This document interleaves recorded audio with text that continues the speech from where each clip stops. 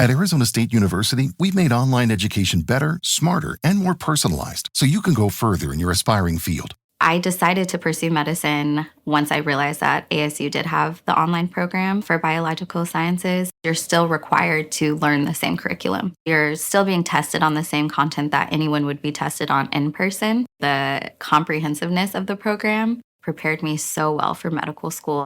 Explore over 300 programs at asuonline.asu.edu. I earned my degree online at Arizona State University. I chose to get my degree at ASU because I knew that I'd get a quality education, they were recognized for excellence, and that I would be prepared for the workforce upon graduating. To be associated with ASU, both as a student and alum, it makes me extremely proud, and having experienced the program, I know now that I'm set up for success. Learn more at asuonline.asu.edu.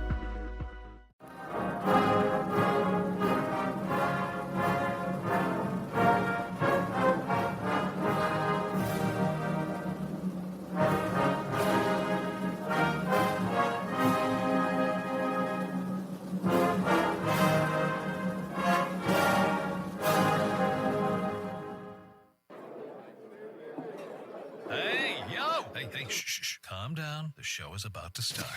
Reese on the radio. Turn it up. Turn it up low. Turn it up loud. It's like a dream come true. Reese is also listening. Yo, let's get it. Due to the nature of this program, discretion does not exist. It's Reese on the radio. Right now on WTIC News Talk 1080. Happy Friday to every one of you on News Talk 1080 WTIC. I'm in a singing mood because I think it's appropriate, this song. You may remember it back in the days. I believe the children are our future. Sing along. Teach them well and let them lead the way. Show them all the beauty they possess inside. The dumbest lyrics ever written. I know you guys remember it. I think George Benson sang it originally, and then Whitney Houston did a version of it that became far more popular. Eddie Murphy made it popular in my life. Even though I know both versions of the song, Eddie Murphy really made that song pop when, what was his name? Now I can't remember the character he played, but it was from the group Sexual Chocolate in Coming to America. And I've always listened to those lyrics, and even when I was a kid, because I was young when that song came out, I always thought those lyrics were silly. Maybe it was my idyllic view towards adults. You know, when you hear people say, it's like, well, you boys are the future. I just go, what are you kidding me? Not us. Please don't leave not us. We're not the future. Please don't. I knew who my friends were. I know who I am. Yes, the children are the future. When they get there, when they are adults. But please stop giving this impression that young people are brilliant today. No, I know that we're not, because I was a kid once. I'm still rationalizing my adulthood today. I'm 55, and sometimes I have to remind myself that I'm not a kid anymore, because in my mind, I still want to be. I want to sleep in late. I don't want to have to work some days. I don't want to be bothered with bills. I just want to go out, ride my bike, and have fun. But I can't. It's over. This idea that kids, you know that other one, that one that people say, out the mouths of babes. That means nothing. You know, even a broken clock is right twice a day. Do you understand that the reason why we have genius programs for kids is because kids are naturally dumb? Okay? Naturally. And let's look at the test scores around the country, huh? Would you really leave the future in some of these folks' hands? I don't think so. Let's be honest. Young people are dumb, and we must be able to grip with that. We must assess that and deal with it. You think I want to put my life in the hands of people who are just, 2, 3, 4 years removed from putting marbles in their nose? No, absolutely not. Why do I bring this up? It's New York City. I can't get over this Zohan Mamdani thing because I know it's going to resonate throughout the entire country, if not the Democrat Party. And I've been saying it since the election that the Democrats are never going to be able to recover from this. Maybe just a week ago, I did a monologue saying that Democrats may have to go the way of the Whigs. Kill the party. And I believe they've done it with this Mamdani character. Let me break it down. Young people overwhelmingly supported this socialist, radical, anti-Semite. The fervor behind his candidacy is overwhelming for New York. And it's amongst Democrats. It doesn't matter what Republicans say in New York because they're non-existent. They're either far left progressives or they're moderates, but they're Democrats.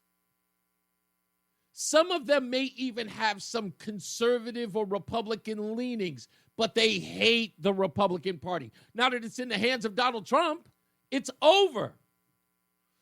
And what's the ideology of that party overwhelmingly? You cannot criticize certain things, not so much out of fear of being canceled, but out of fear of being ostracized and kicked out, not being a team player, or giving some leverage to Republicans, the party they hate. So they go along to get along. And when the party brings a guy like Zohar Mamdani into the fold, it is tethered, bicycle locked into his candidacy. In all ways, they can't budge. Do you know what the new criticism of Mamdani is? If you do, you're anti-Islam. Yeah. You can't say anything about him because that would be tantamount to insulting his Muslim faith. Islamophobia. That's right. So you can't even criticize his point of view. If people leave the city, what will they be called? Racist and bigoted. So what do you do to protect yourself? You stay. You don't want to be called a bigot now, do you? So you bring the guy into the party, and because you refuse to show any resistance to it, or even remotely sound like you might have conservative leanings, or let's just call it what it is, a degree of common sense, the younger folks will get rid of you. And the party gets destroyed altogether. The Democrat Party right now is trying to find a way to kneecap the hell out of Mamdani. They have to. They must. Because they know that the old guard cannot survive. What's ever been known as a Democrat Party is over. And Mamdani and young people, the future, they've made the decision for you. They've taken you so far to the left, there is no coming back. You can't. So what does it do for folks like Chris Murphy and Dick Blumenthal? Or DeLauro, Ned Lamont? What does it do for any of them? Well, it's the same thing that I told you would happen in 2015 if they had backed Bernie Sanders. They'd all have to become socialists. And that's the test right now. You might remember that earlier in the year, I talked about Chris Murphy, who, again, is everywhere and anywhere, talking about how the party needs to take a more populist stand. Well, has anybody asked Chris Murphy where it is today? With the overwhelming win, and we're talking about overwhelming win, of Zohar Mamdani, where the party's going now, or how they can look. They asked Kathy Hochul yesterday, I believe, what Mamdani's win means and whether or not she supports him. She's scared to death to denounce him. Will you support his candidacy and will you back him? You know, the election just completed. I had a chance to call and congratulate him on the Tuesday's primary and look forward to having conversation. Obviously, there's areas of difference in our positions, but I also think we need to have those conversations. But in the meantime, I truly am not focused on the politics. We're 6 months away from Inauguration Day, and that will determine who I'm working with for the next 4 years. And that's important because what I'm doing, I'm focusing on affordability and making New York City safe and making the state safe. So that's my primary objective right now. So are you skeptical then of him and then also the will of New York City voters, New York Democratic primary voters? Do you think that their choice is not valid? It's a legitimate question. It's a question they're all going to have to answer to. Young people spoke up overwhelmingly for this man. They wish to get rid of the old guard. Chuck Schumer, you're out of here. Andrew Cuomo, you're out of here. Your way of doing business is done in this town. We want socialism. We want government run. We want $30 an hour minimum wage. We want everything given to us by our government. You guys did not deliver. You told us that you were going to deliver, that the government was going to make their lives easier, but you did not deliver. And this guy, he's just going to take it all over. He told the millionaires and the billionaires, we're going to tax you through the hilt. We told white folks, we're going to take over your neighborhoods. Yeah, Zohan said it right here. Shift the tax burden from overtaxed homeowners to the outer boroughs to more expensive homes in richer and whiter neighborhoods. This is on his campaign website. What are you going to do? You have to fight back. You can't, though. Listen to Kathy Hochul. She's scared to death. No, I don't see how you can possibly conclude that from what I just said. I said that I'm going to be having conversations. I want to find out, positions on specific issues. But in the meantime, I'm working closely with Mayor Eric Adams, who is the mayor, who we have a lot of work to do to get through, a crisis right now.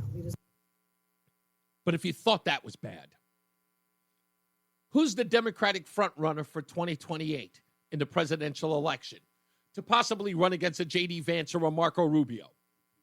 Well, it's none other than Alexandria Ocasio-Cortez. And who does she endorse for mayor in New York? Well, of course, another radical Democrat socialist, Mamdani. She spoke to reporters outside of Capitol Hill. Here's what she said. It's over, moderates. This isn't just about Mr. Mamdani as an individual. This is about the message that the people of New York City are trying to send to our party. And particularly in the fact that the entire Democratic establishment, when given a broad range of candidates to support across all sorts of different ideas, still decided to stubbornly choose Andrew Cuomo, who is a leader, who has been a leader for a very long time when the people are clearly asking for generational change. I think it speaks to the fact that I think a lot of those lessons do need to be learned, and I hope that they're learned soon. She's calling out the old guard. The young people are in charge now. It's our party, Alexandria Ocasio-Cortez is telling them. Democrats didn't deliver. They think that this is the people's party. Okay. But it is pretty much the people who are a group of ideologues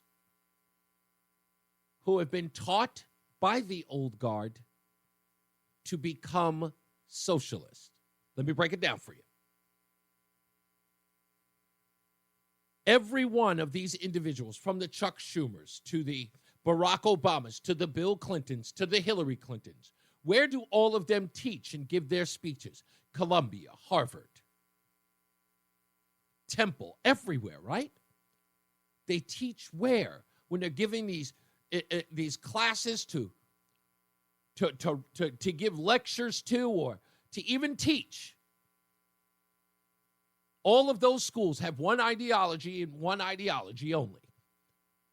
That is to turn over every facet of our lives to the government so the government can take care of you from the cradle to the grave. To institutionalize all private industries because government knows better. And they raise these kids in the public schools and in those halls, those great establishments of higher learning, to think just that, all while telling the rest of us, we are not socialists. We just teach it.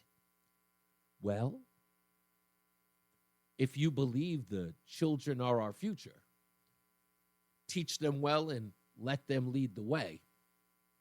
Mission accomplished. You took over the education systems from K through 12 to the college.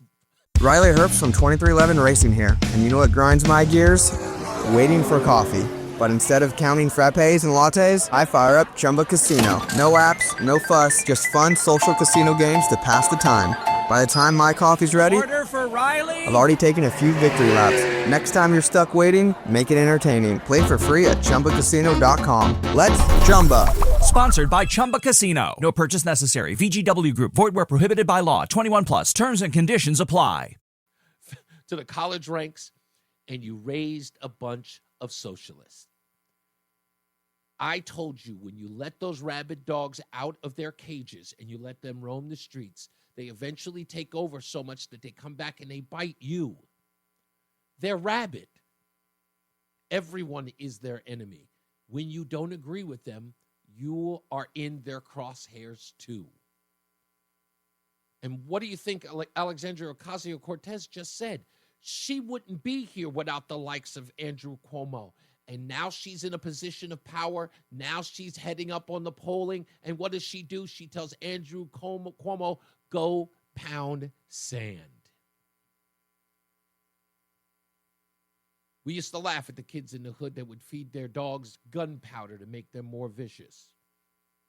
Here you are. It wasn't like we didn't warn you. At least I did.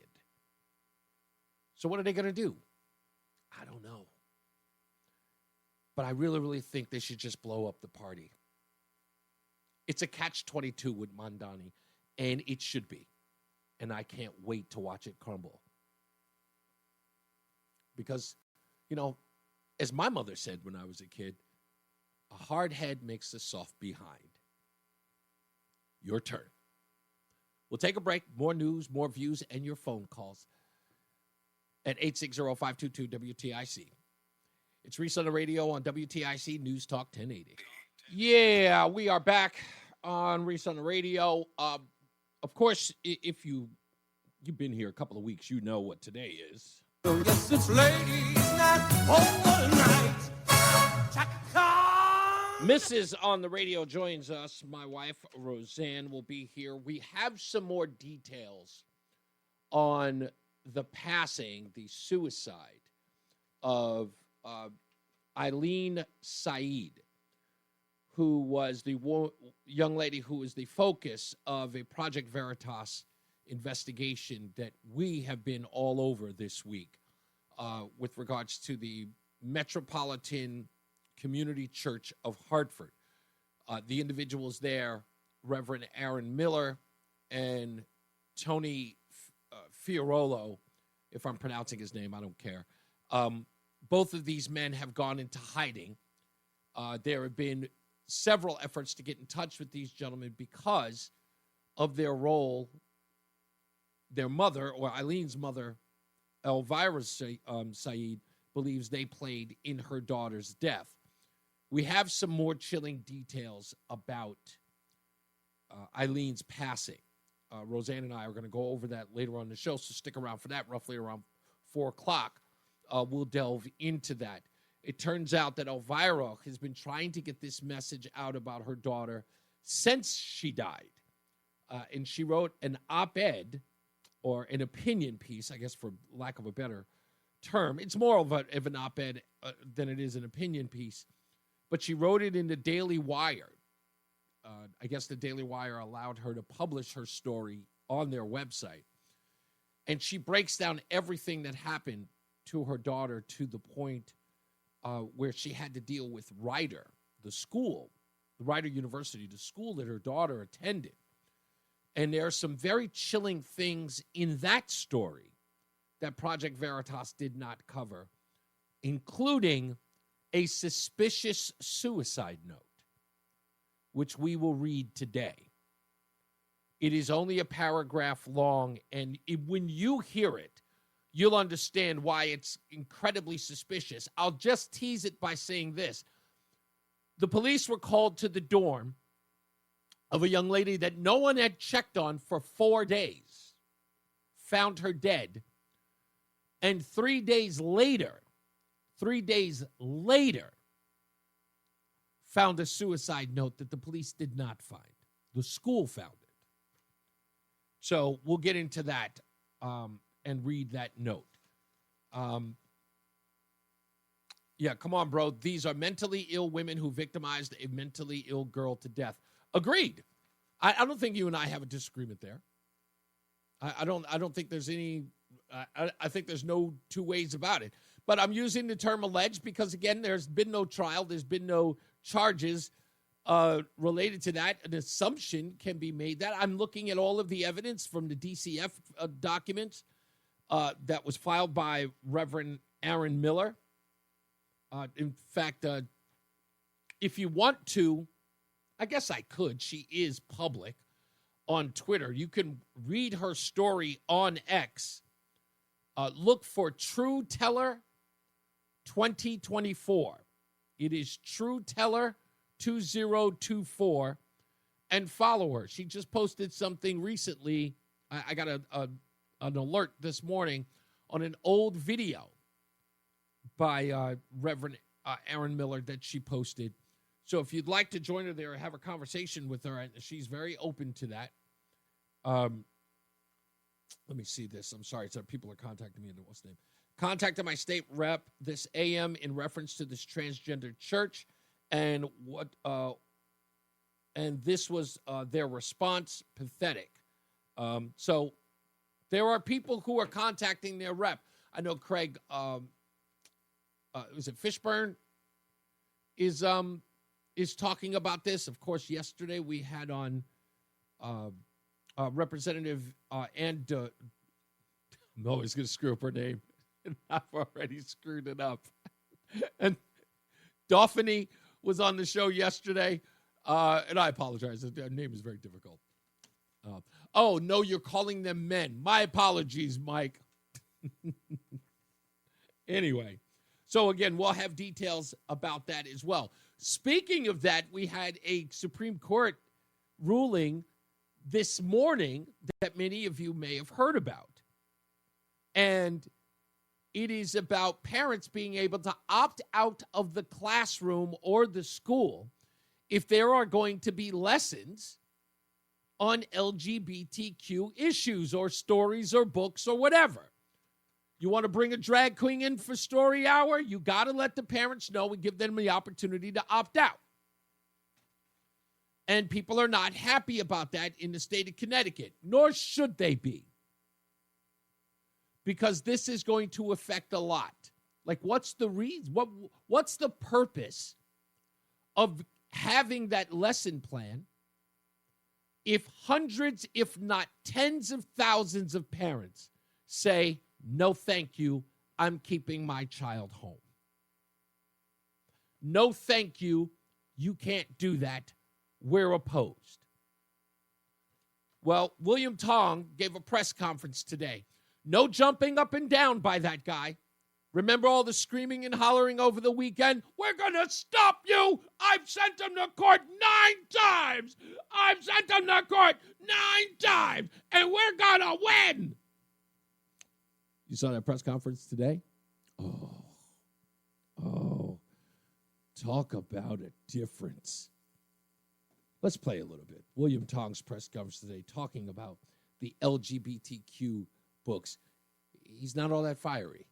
Yeah, and by the way, don't think this can't happen in Connecticut. Of course it can.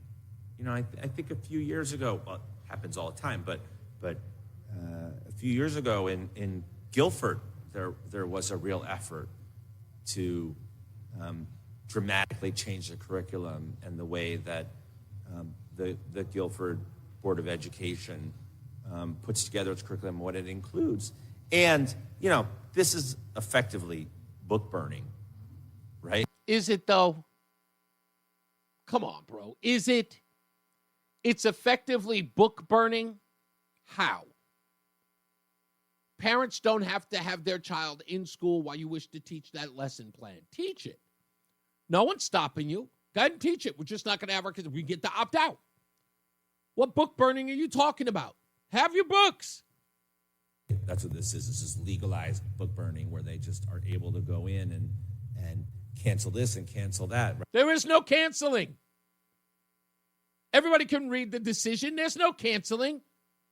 Yeah, do your gay porn, man. Have at it. Parents want their kids to see that? Yeah, go ahead and do that. We get to opt out. No, there's no canceling. Right? They love that word cancel. They're the cancel culture. Canceling people, canceling students, canceling families, canceling neighbors. That's what this is about. Are there people in Connecticut who agree with this decision? Of course there are. And they're going to be aggressive. And this is going to get ugly. You know, it's going to be very challenging for boards of ed. And I think we're still assessing what the decision says. And like with all these decisions, it will get tested. And the contours of what it means will get tested. And people will pick at it and bring challenges, and we'll see what happens. What challenges? It is Ryan Seacrest here. There was a recent social media trend which consisted of flying on a plane with no music, no movies, no entertainment. But a better trend would be going to ChumbaCasino.com. It's like having a mini social casino in your pocket. Chumba Casino has over 100 online casino-style games, all absolutely free. It's the most fun you can have online and on a plane. So grab your free welcome bonus now at ChumbaCasino.com. Sponsored by Chumba Casino. No purchase necessary. VGW Group. Void where prohibited by law. 21 plus. Terms and conditions apply. There's nothing to challenge. I think everybody got what they wanted here. Teachers are going to have to start thinking about whether or not is the juice worth the squeeze, as I like to say. Is it worth it all? It's not going to be. That's what this is. This is absolutely putting like the kibosh on all of that behavior. They're going to get resistance. They're allowed to have resistance. It kills it. He knows it. That's why he looks the way he looks. He's defeated.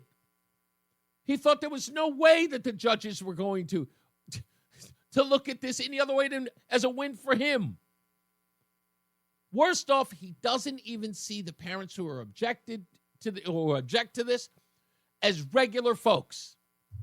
It's clear that it opens the door for those parents to take action, and that those parents anywhere, Maryland, Connecticut, anywhere, will be able to bring a First Amendment challenge. And whether it's sustained or not, I don't know. But this, how dare they? How dare those parents bring a First Amendment challenge? Look at them with their constitutional rights. Bigots! This opens the door for that. And is part of this is part of a larger dismantling of public education. I think to the extent that in a different time, people who objected to what was being taught and how they felt about your local public school, they opted out. They sent their kids to private school, parochial school, or they homeschooled. Okay? Now you have this virulent, movement to actually go into public schools and destroy them from within. You mean telling people that you should just stick to reading, writing, and arithmetic because you're failing miserably at those things? Perhaps get the sex education that we don't want these children to be a part of out of the classroom, perhaps? Talking about dismantling the education. Really, what have you done to restore it? What have you done to make kids successful inside those buildings at all? And this nonsense about being able to opt out to go to homeschooling or to go to a private or parochial school. In Connecticut, what about the parents who can't afford that? Shouldn't they have a say? And it's the same argument that Ketanji Brown Jackson made in her dissent today. He seems to have been reading from her playbook, right? Those kids should be able to just go to any other school if they don't like what they're being taught in public school. Oh, okay. How would you propose they do that, Ketanji Brown Jackson and William Tong? Huh? Perhaps a voucher program would be helpful. Oh, but you're against that. And Linda McMahon of Connecticut is doing it from Washington through Title I and other federal laws that provide support to public schools and special education students and teachers and administrators. So they're doing it from that angle, but this opens another door from within to get in there and dramatically change, if not gut, public education. Why not? I'm with that. I'm down. I'm here for it all day. Let's do that. Let's do that. Let's gut the entire system. Right? That's the way that you guys normally like doing it, right? You like gutting it and starting it over. You guys, you don't like the Constitution? Let's gut it. You don't like the way that America is a capitalist system? Let's gut it. All of a sudden, people start talking about your way of life. Oh, they start gutting your way of life. Oh, they're going to gut it. Oh, back at you, buddy. He is not happy.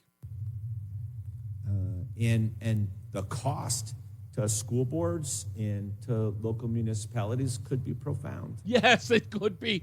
Of course it could be. It is going to be profound. Oh, just listen, applaud yourselves, moms, dads. Come on, this is a victory. Celebrate it. Come on, I know you see. I see you there. Applaud this. This is beautiful. This is beautiful.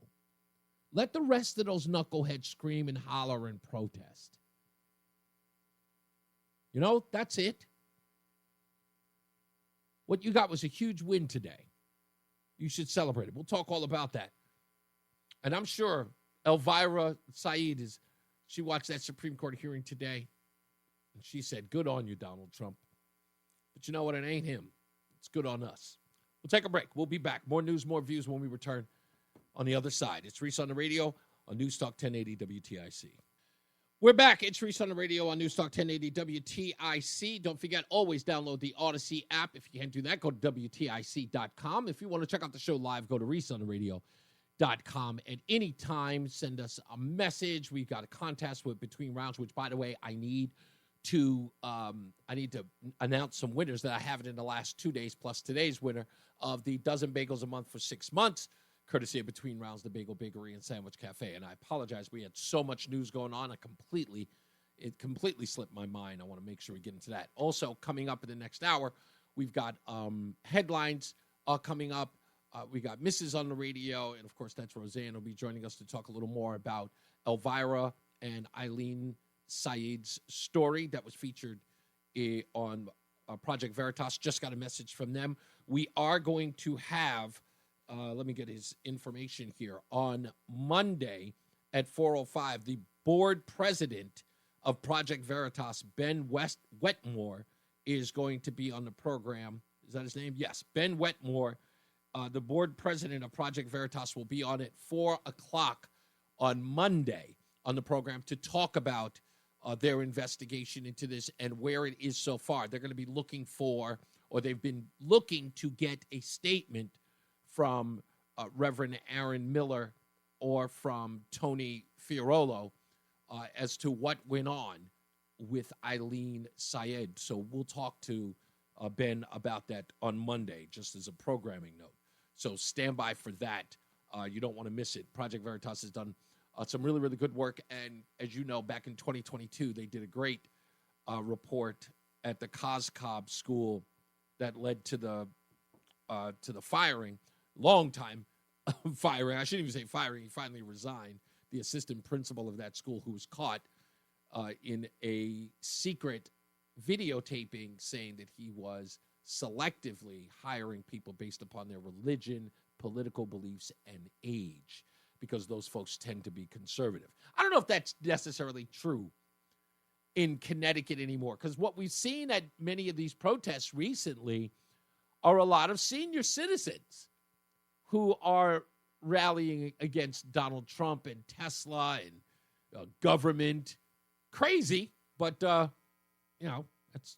where it's been. So we'll do all that in the next hour. And if you'd like to chime in, you always can by calling us up at 860-522-WTIC, 860-522-9842. Before we go to, actually, no, I don't have to go to a break yet. I want to read a comment in the chat room, and that is from Donald. Donald is a older gentleman who I know used the capitalist society to do well for himself and his children, send them off to college, only to turn into a socialist. That's the only way I can describe it. And I listened to Donald. He and I have talked on the phone before. And I've listened or read a lot of his commentary during the show. And Don's even called up once. He hasn't called up in a while, but I remember him saying on the show that his wife asks him all the time, if you don't agree with anything that Reese says and he irritates you, why do you listen? Which I couldn't help but get a chuckle out of, because I love it when they listen in spite of their political leanings. Please do listen. I want you to disagree with me. And so many people who do disagree, who do listen, and I appreciate you all the time. So here's what Donald writes. He says, times are a-changing. Young people want new faces with new ideas. Okay, I get that is usually the place where everybody goes. But I've had this conversation with plenty of people on the left, even moderate people on the left. And they always keep going back to that line. New ideas. But they forget one thing.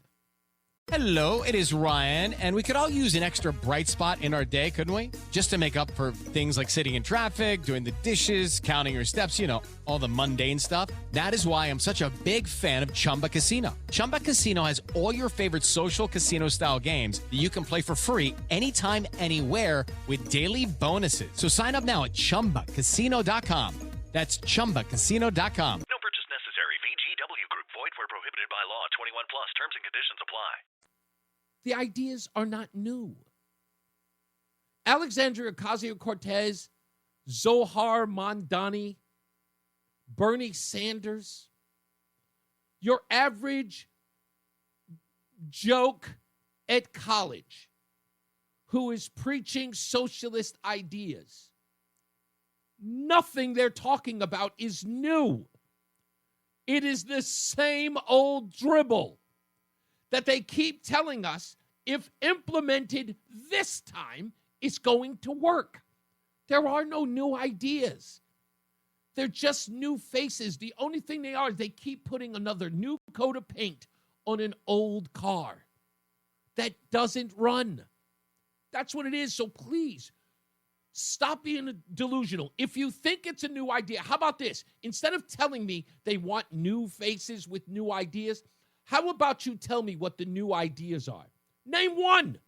Name one new idea we haven't heard since 1950 out of the Communist or Socialist Party. Just one. I'll be happy to concede, but I bet you can't. You can't. That's the point. So we got to get to news. Let's get to John Silva, who's in the WTIC newsroom right now. It's Reese on the radio. It's Reese on the radio. Ask your doctor if common sense is right for you. On News Talk 1080 WTIC. Don't forget, it's ladies' night. We are going to have Mrs. on the radio here. And, of course, appealing to more and more women to call up on the show and talk to Rozan about other issues, family, women stuff, all that good stuff, helping me understand and navigate the world of women and the things that my wife is interested in and the world of politics and all that other stuff. That's the reason why she's here. She's got a different perspective, and it's the one thing that I loved about her from the moment that I met her. First date we ever went on, arguing about Roe v. Wade. I just value her opinion. Even if I think it's short-sighted or off the beaten path, I love debating with her and communicating with her. So, and in my view, she's been she's actually been really, really good on the air. So we'll talk about that. Plus, we'll get to your phone calls, 860-522-WTIC. Let's get to some headlines. I'm sorry. That should have gone better. All right, let's try it again. Let's get to some headlines.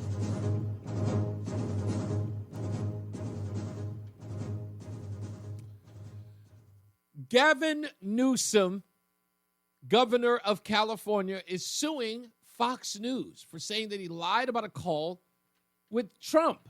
The lawsuit, which he seeks at least $787 million in damages, comes as the California governor adopts an increasingly combative style with the president and any of his allies. He suggests that Jesse Waters' primetime mischaracterized a conversation that Gavin Newsom had with the president of the United States, Donald J. Trump, with regards to the LA riots. This is the video and the statement on Jesse Waters' primetime that is in question in the $787 million lawsuit. Democrat governors let violence fester until finally Trump restored order. Trump's not waiting around this time. He says if it wasn't for him, LA would be up in smoke. Called him up to tell him, got to do a better job. He's doing a bad job, causing a lot of death and a lot of potential death. If we didn't send out the National Guard, and last time we gave him a little additional help, you would have, Los Angeles would be burning right now. Newsom responded, and he said there wasn't a phone call. He said Trump never called him, not even a voicemail, he said. But John Roberts got Trump's call logs, and it shows Trump called him late Friday night, and they talked for 16 minutes. Why would Newsom lie and claim Trump never called him? Why would he do that? Yeah, so Gavin Newsom says that that's a misrepresentation of what happened. He did not lie. He also claims that Fox News, in doing that segment, is, I guess, in some sort of way, affecting his chances of running for higher office, that this will be used against him. The crazy part that everyone noticed was like $787 million in damages by Fox News. Many people immediately glommed on to the fact that it's the same amount, or the key amount, to the settlement that Dominion the voting company, won against Fox News. So people thought that was very curious. So I don't know what the reasoning is behind that, but that's where we are so far. We talked a little earlier about the New York City mayoral frontrunner Rozan Mamdani, who is boasting about taxing more white neighborhoods. This is exactly the statement that's on his website called Rozan New York City. Shift the tax burden from overtaxed homeowners in the outer boroughs to more expensive homes in richer and whiter neighborhoods. This is what he writes as, an understanding of that. The property tax system is unbalanced because assessment levels are artificially capped. So homeowners in expensive neighborhoods pay less than their fair share. The mayor can fix this by pushing class assessment percentages down for everyone and adjusting rates up, effectively lowering tax payments for homeowners in neighborhoods like Jamaica and Brownsville, while raising the amount paid for the most expensive Brooklyn brownstones. Well, some of the policies of Rozan Mamdani have gotten the attentions of none other than rapper 50 Cent, if you can believe that, who is fired back at the Democrat Socialists. Let me read some of that that he says here. I think the quote is we're talking about corporations that are making millions of dollars, not in revenue, but in profit, Mamdani said. And the second is taxing the top 1% of New Yorkers. We're talking about those who make $1 million or more by taxing them just a flat 2% tax increase. He added, quote, I know 50 Cent is listening. He's not going to be happy about this. He tends not to like tax policy, but I want to be very clear. This is about $20,000 a year. It's a rounding error. Well, 50 Cent says, where did this guy come from? Whose friend is this? I'm not feeling this plan. No, I will give him $258,750 and a first-class one-way ticket away from New York. I'm telling Trump what he said, too. 50 Cent has said, I love 50 Cent. He's one of the biggest crap talkers out there, so I'm a big fan. So now there's a war of words there.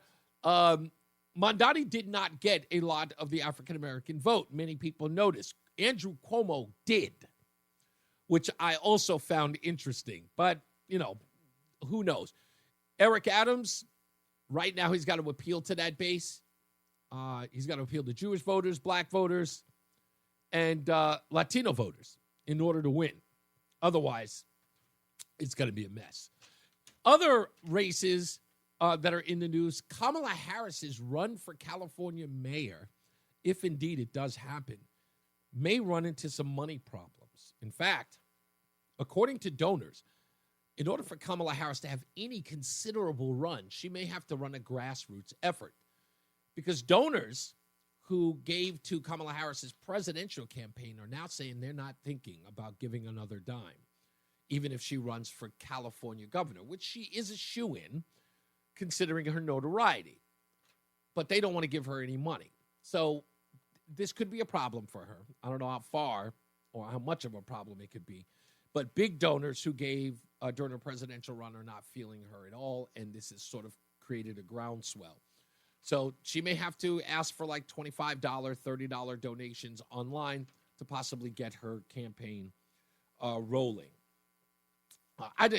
Listen, even if she runs, I think she's got a much better shot than anybody else who's running for California governor. I think that it won't even cost her a lot of money.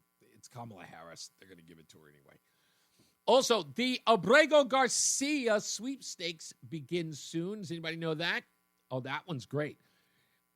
Because he has now been ordered released from jail in Tennessee, he will more than likely go into an ICE detention center. But with that, now the government is trying to figure out which country he will go to since El Salvador is off the table.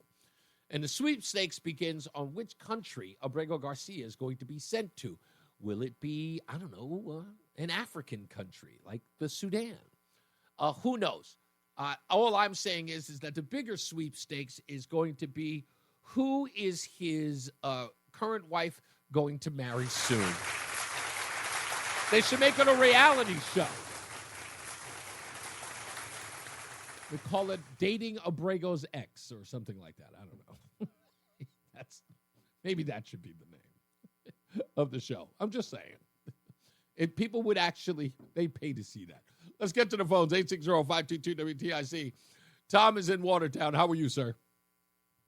Step into the world of power, loyalty, and luck. I'm going to make him an offer he can't refuse. With family, cannolis, and spins mean everything. Now, you want to get mixed up in the family business. Introducing The Godfather at ChumbaCasino.com. Test your luck in the shadowy world of The Godfather slot. Someday, I will call upon you to do a service for me. Play The Godfather now at ChumbaCasino.com. Welcome to the family. No purchase necessary. VGW Group. Void where prohibited by law. 21 plus. Terms and conditions apply.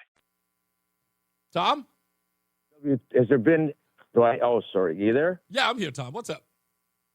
Yeah. Has there been any news on when or if Tom Shattuck might get re-signed to WTIC? I don't think that's ever been a conversation. Really? Okay. Well, I thought he did a great job, and your logo says Serving Connecticut. He took 1 million phone calls, and he really did a beautiful job. And I'm just disappointed as a listener that he's not on midday. Well, you can still find him. You do know that, right? I want to tune it in my car when I'm driving, but I guess you can still do that too. It's not impossible to I'm do. I'm an old world guy. I like to hit my AM button and play it. I know you're very crafty, Reese. No, I didn't know. I didn't make the assumption that you were an old school guy. I don't make those presumptions about people, but I get it. I'm kind of an old school guy too. You know how long it took me to get a debit card? I was a cash only guy, like in the 2000s. Okay, I like using cash is easier than debit cards. Totally agree. But then you lose $1,800 in cash, and your wife never lets you forget about it. So you have to go straight to a card. Don't tell her. Yeah, right. Like that was going to happen. Not as the primary breadwinner, my friend. It was. All right. Thanks for letting me on. Nice job. You got it, boss man. Thank you. I appreciate you. Georgie is in St. Louis. George, I know out of all the people who understand socialist and socialism, are you even following the Rozan Mamdani thing? And yes. Do you? That's why I called. Yeah. Do you agree with me? My family was taken over by the Russians in 1947. This is 1947 Lithuania. Oh wow. The communists, if they have sufficient tank forces and military, the object is to roll across the borders and acquire any weaker nation. This is what happened in Ukraine recently. Sure. They rolled their tanks across the border and just acquired Ukraine. They're like a virus. They take over everything. Yeah, fight back or die. According to Karl Marx, you own nothing. Everything is sufficiently, parsed among everyone equally. You are dirt poor, and you are just a little above just that dirt under communism. What actually happened in Russia, oligarchs, about a dozen or so, divided the whole economy up. Putin is a billionaire. Let me repeat that. See how capitalist this is. Putin is a billionaire. He owns all of the oil rights. All of the other oligarchs have divided up that Russian economy, so that the population is actually working for the oligarchs, not for any George, stock, but let me any corporation. But let me ask you this, because I looked at Putin is an extraordinary student of history. I watched that Tucker Carlson interview, and I'll admit I was floored at how much of Russian history this guy knew off the top of his head. But I look at a guy like Mamdani, and I say to myself, is this guy an academic communist, an academic socialist, or does he understand it? Here's what's happened. Okay. Social media, the CBS, NBC are selling to everyone communism. They're selling this to everybody.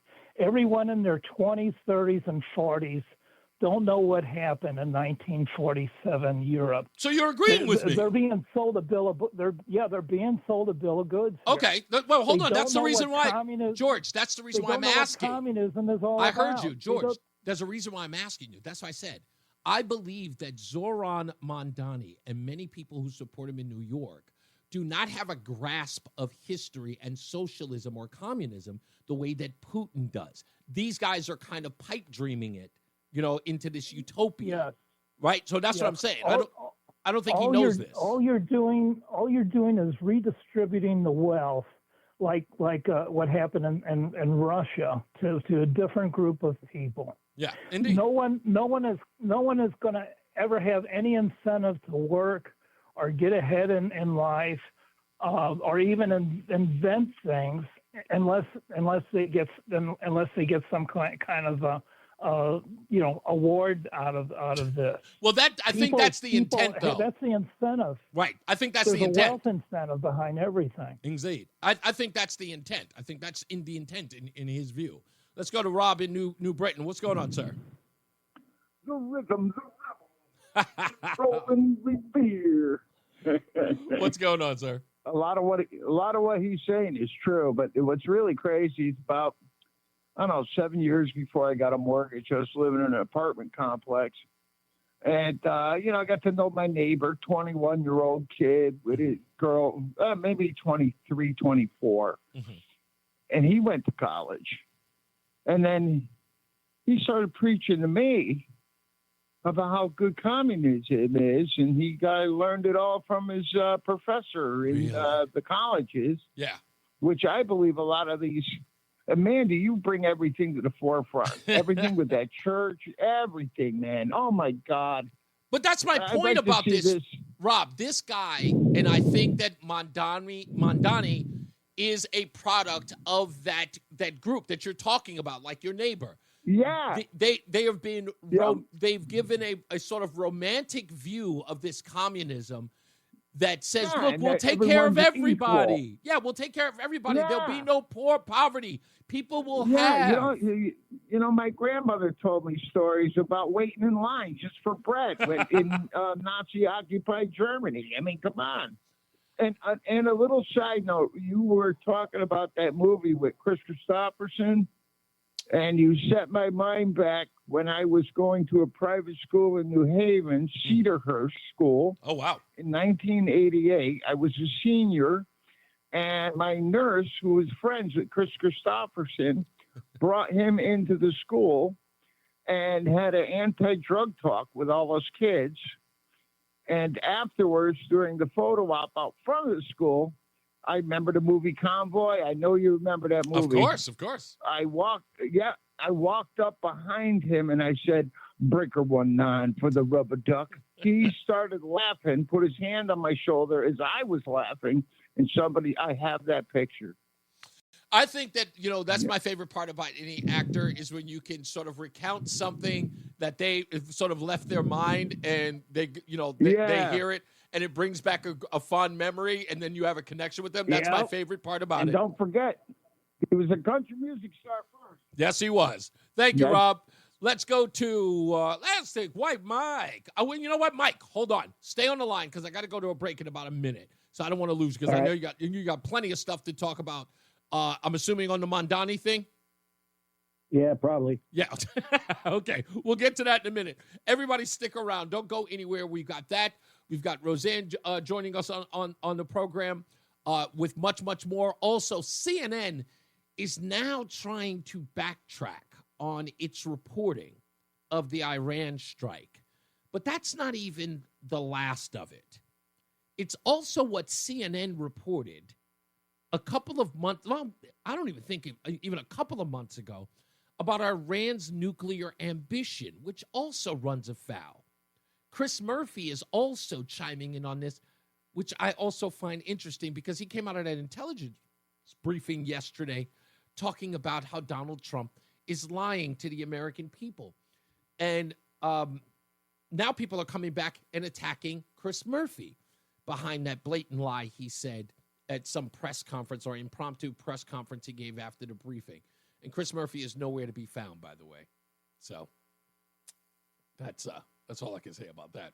Anyway, we'll come back. White Mike, we got Tom and Thomaston when we return. So don't go anywhere. News is coming up as well with John Silva. And we'll return as well.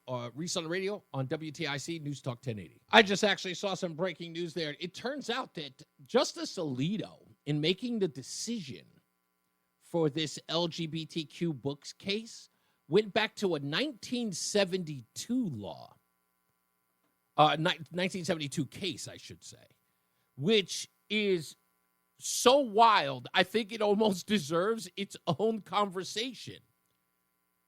And here's what he was relying on.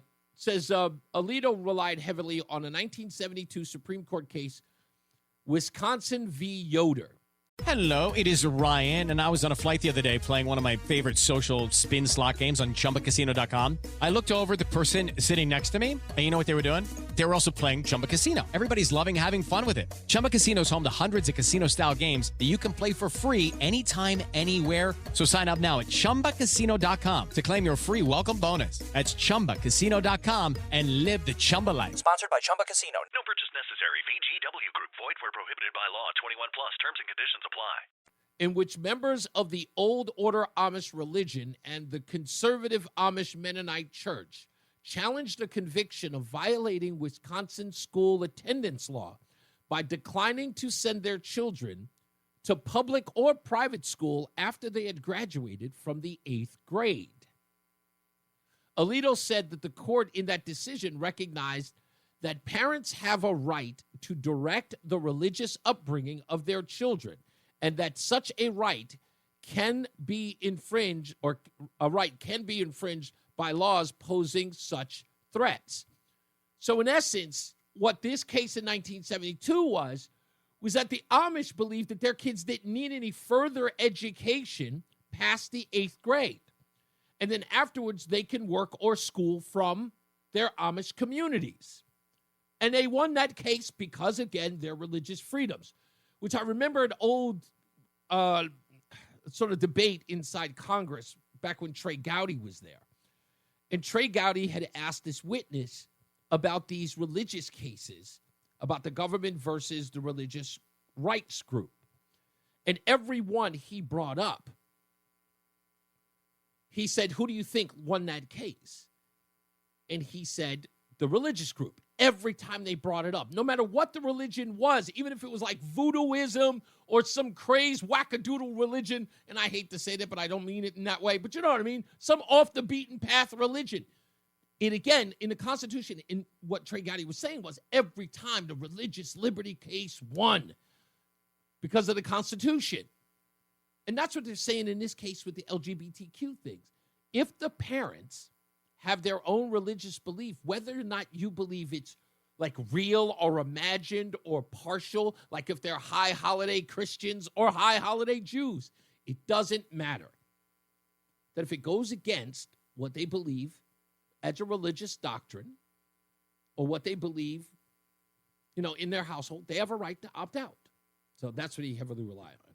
Anyway, so with that, let me get back to the phones. I told White Mike would come back. Hey, what's going on, sir? How are you? So this guy, the mayoral candidate in New York City, Mamdani, Muslim, however you do that, is a child of wealthy producers in Los Angeles and is a former rapper. Yes, absolutely correct. I watched about 2 of his rap videos yesterday.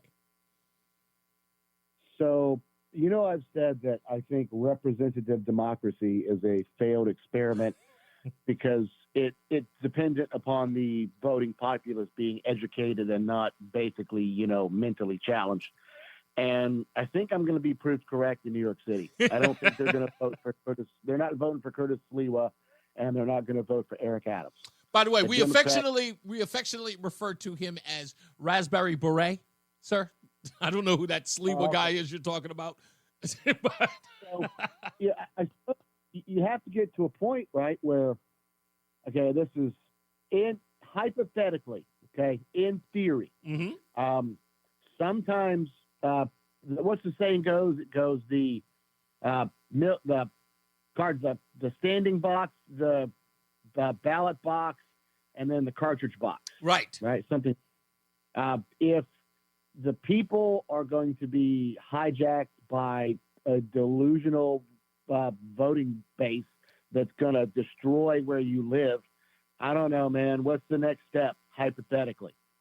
You know, where are the Jews of New York City, by the way? Where are these guys? They're screaming. Again, you know, as you all know, they are the largest populace of Jews in the world. Second to Israel or Tel Aviv, for that matter, is New York City. And they are screaming at the fact that at the idea that this guy may become mayor, which I understand, one, but it lends to this. And I'm going to run this theory by you, okay? And it's a little long, but I'm going to try to give you the Reader's Digest version. In order for the Democrat Party to survive, especially in New York, they've got to kneecap this Mamdani guy, right? But in doing so, they run the risk of radicalizing his base in New York City, which means it would be an all-out Democrat civil war, wouldn't it? Well, I would not be surprised to find out that there's a intelligence operation working against him right now. Oh, I couldn't agree more. If there's anything on him, they're going to find it. And secondly, I mean, I seem to remember like in the 70s and 80s when Jews of New York were being targeted disproportionately for street crime. Yeah.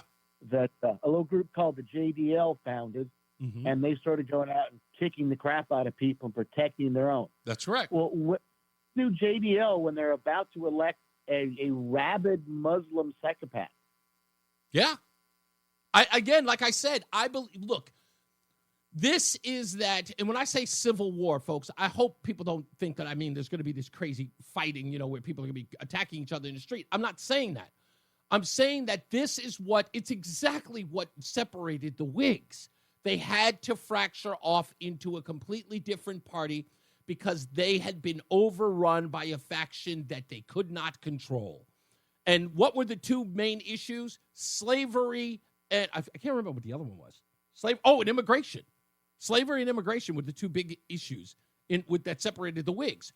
So that's where we are now. Immigration being part of it, because here we have a guy who's saying, one, he's not going to cooperate with ICE. He is so far saying if he becomes mayor, we're talking about a sedition. And and again, the city is overwhelmingly supportive of that. So if they kneecap him, what happens to his constituents versus the old guard? They have to go after each other. Well, and then you have the biggest name in the Democratic Party, ostensibly, Alexandria Ocasio-Cortez, dancing on a parade with this guy. Yeah. Where's party leadership? Where's Hakeem Jeffries? Well, that's a silly question. Yeah. Where's Charles? Chuck Schumer is scared to death of him. Listen, he's supposed to be the hammer. He's been in Senate for what, 50 years? Yep. They are, listen to me, they are afraid of this new, they don't want to lose any votes should they be up for re-election, so they can't even push back on their radical left. They don't have a choice. If they kneecap this guy, even if it's clandestine that they kneecap this guy, they're going to know it was done by their own party. Well, I hope that when the Jews do flee New York City, they will. That Florida's way too crowded. I suggest take themselves to Mississippi.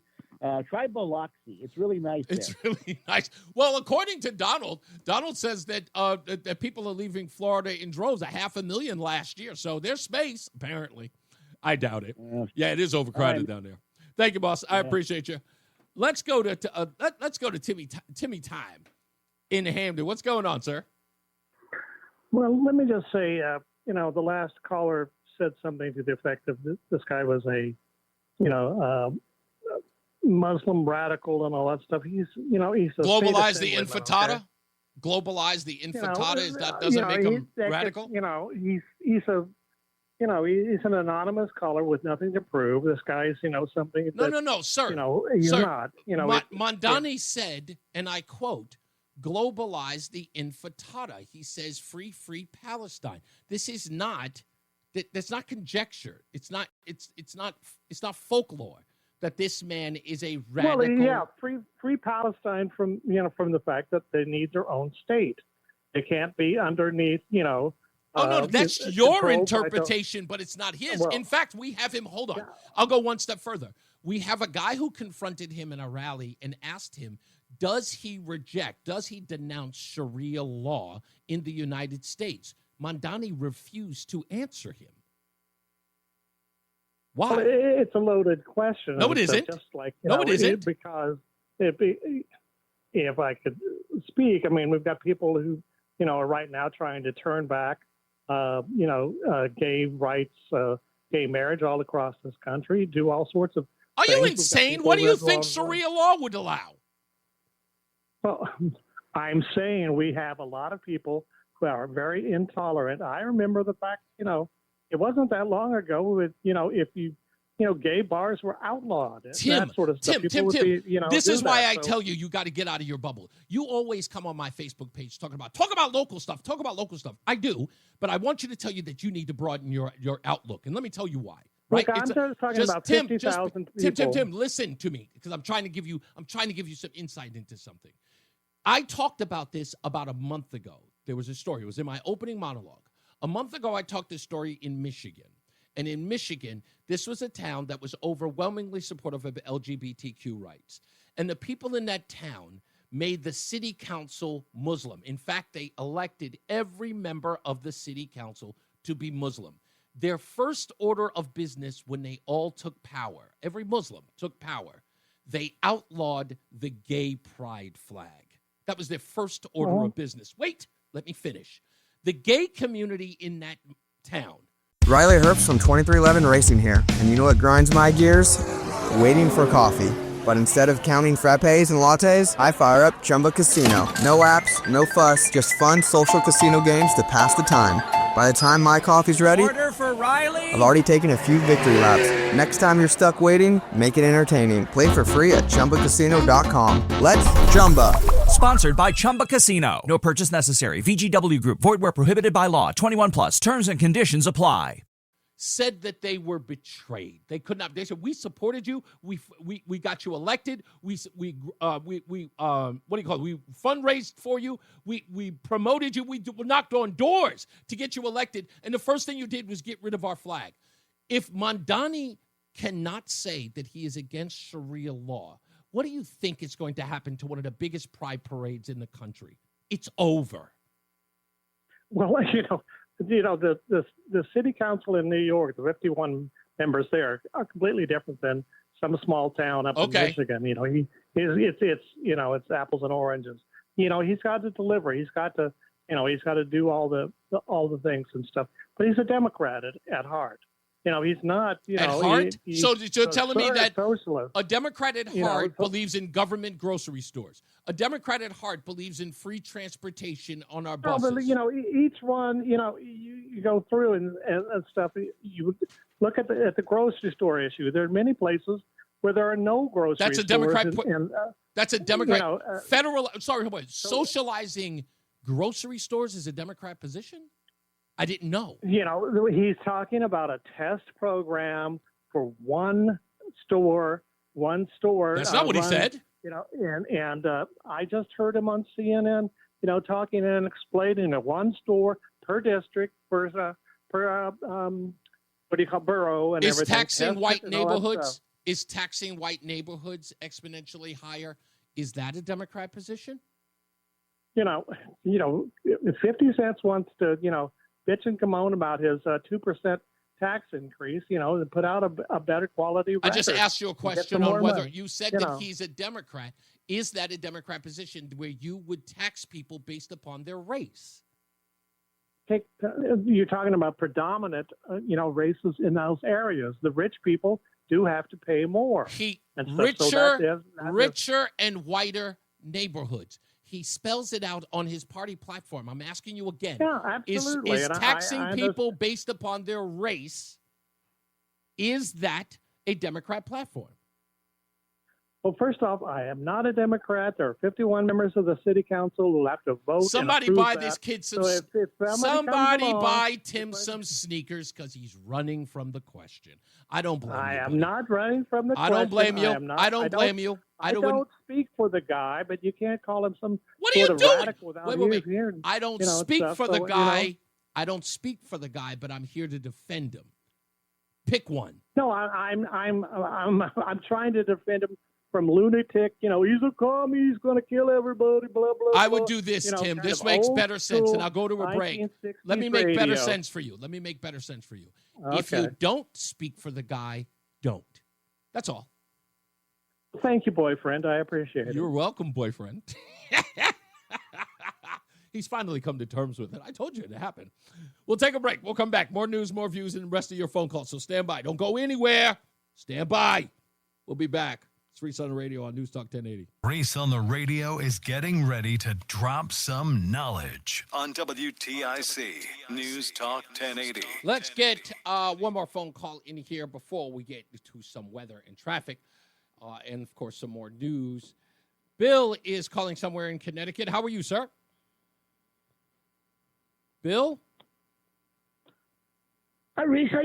How you doing? I had to take the phone off of my ears so that I could talk to you. That's okay. How are you, sir? What can we do for you today? I'm doing well, thank you. I've listened to you for quite a while, but this is the first time I've called. Okay.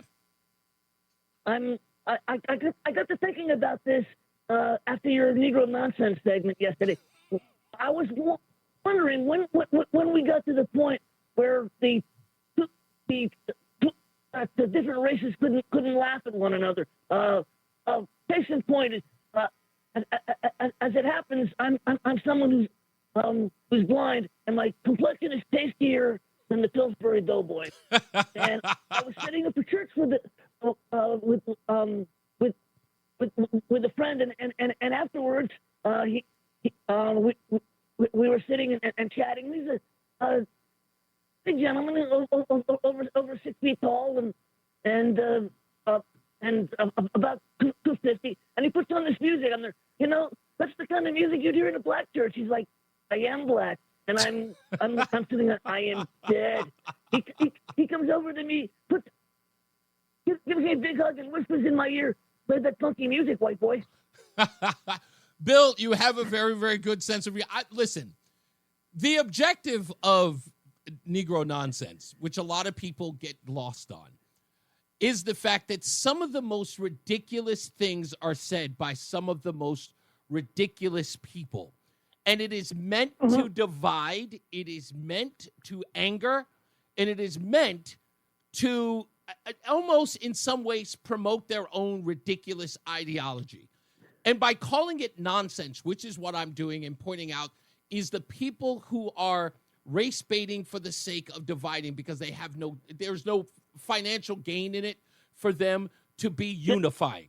And that's what it is. And I know who the people are who get angry at it because everything to them is viewed in the lens of race. I just refuse to. So I just exploit it. That's all. I love listening to it because it gives me a moment to chuckle. You got it. I appreciate you, sir. I got to get to a break, but Bill, thank you for calling, even if it is the first time. Make sure you call back. Yeah, that's the only reason why it is, and it gets the reaction that I'm looking for. You know, people think they're like, "Are you concerned about the outrage?" No, the outrage is what I'm looking for. That's the intent. I'm working on it. I love it. It's great. Look, I even got Tim to say to me that he was my boyfriend. That, you know, people come around, even Tim. We got more news and more views coming up very soon. Let's get our first check of weather and traffic with Jason Caterina and Mark Christopher is in the BPS Traffic Center. Happy Friday, Mark. Same to you, Reese. All right, it's just after 4 o'clock, which means that, and it's Friday, so you know what it means. So yes, it's ladies' night over tonight. That's right. Rozan on the radio is with us today, so we'll talk to her about a wide range of topics from immigration to of course, the story that we're covering at the Metropolitan Community Church of Hartford, plus your phone calls. How you doing there, Rozan? How's your day so far? Pretty good day. Okay. Yeah. You had me turn down your volume on your headphones. I can't deal with my headphones being that low. I can hear you. It is like it's you. If I said it was stereo, it would be a disservice. A severe understatement. You're very your voice carries. Verbose. Gregarious, verbose, you project well, and then to have that projection in my ears on top of right in front of me, it makes my ears. Just admit that you're sensitive to everything, will you? I am. However, you're sensitive to everything. The sound of you shouting, projecting. Yeah, no, it's okay. Don't let everybody know. Because you are incredibly sensitive to everything. In my defense, I am currently experiencing a significant shift in my life. It happens to every woman of a certain age. Right. And it's not my fault. It's not like I set out to be irritated to the point that I want to punch you in the freaking mouth every time you chew grapes.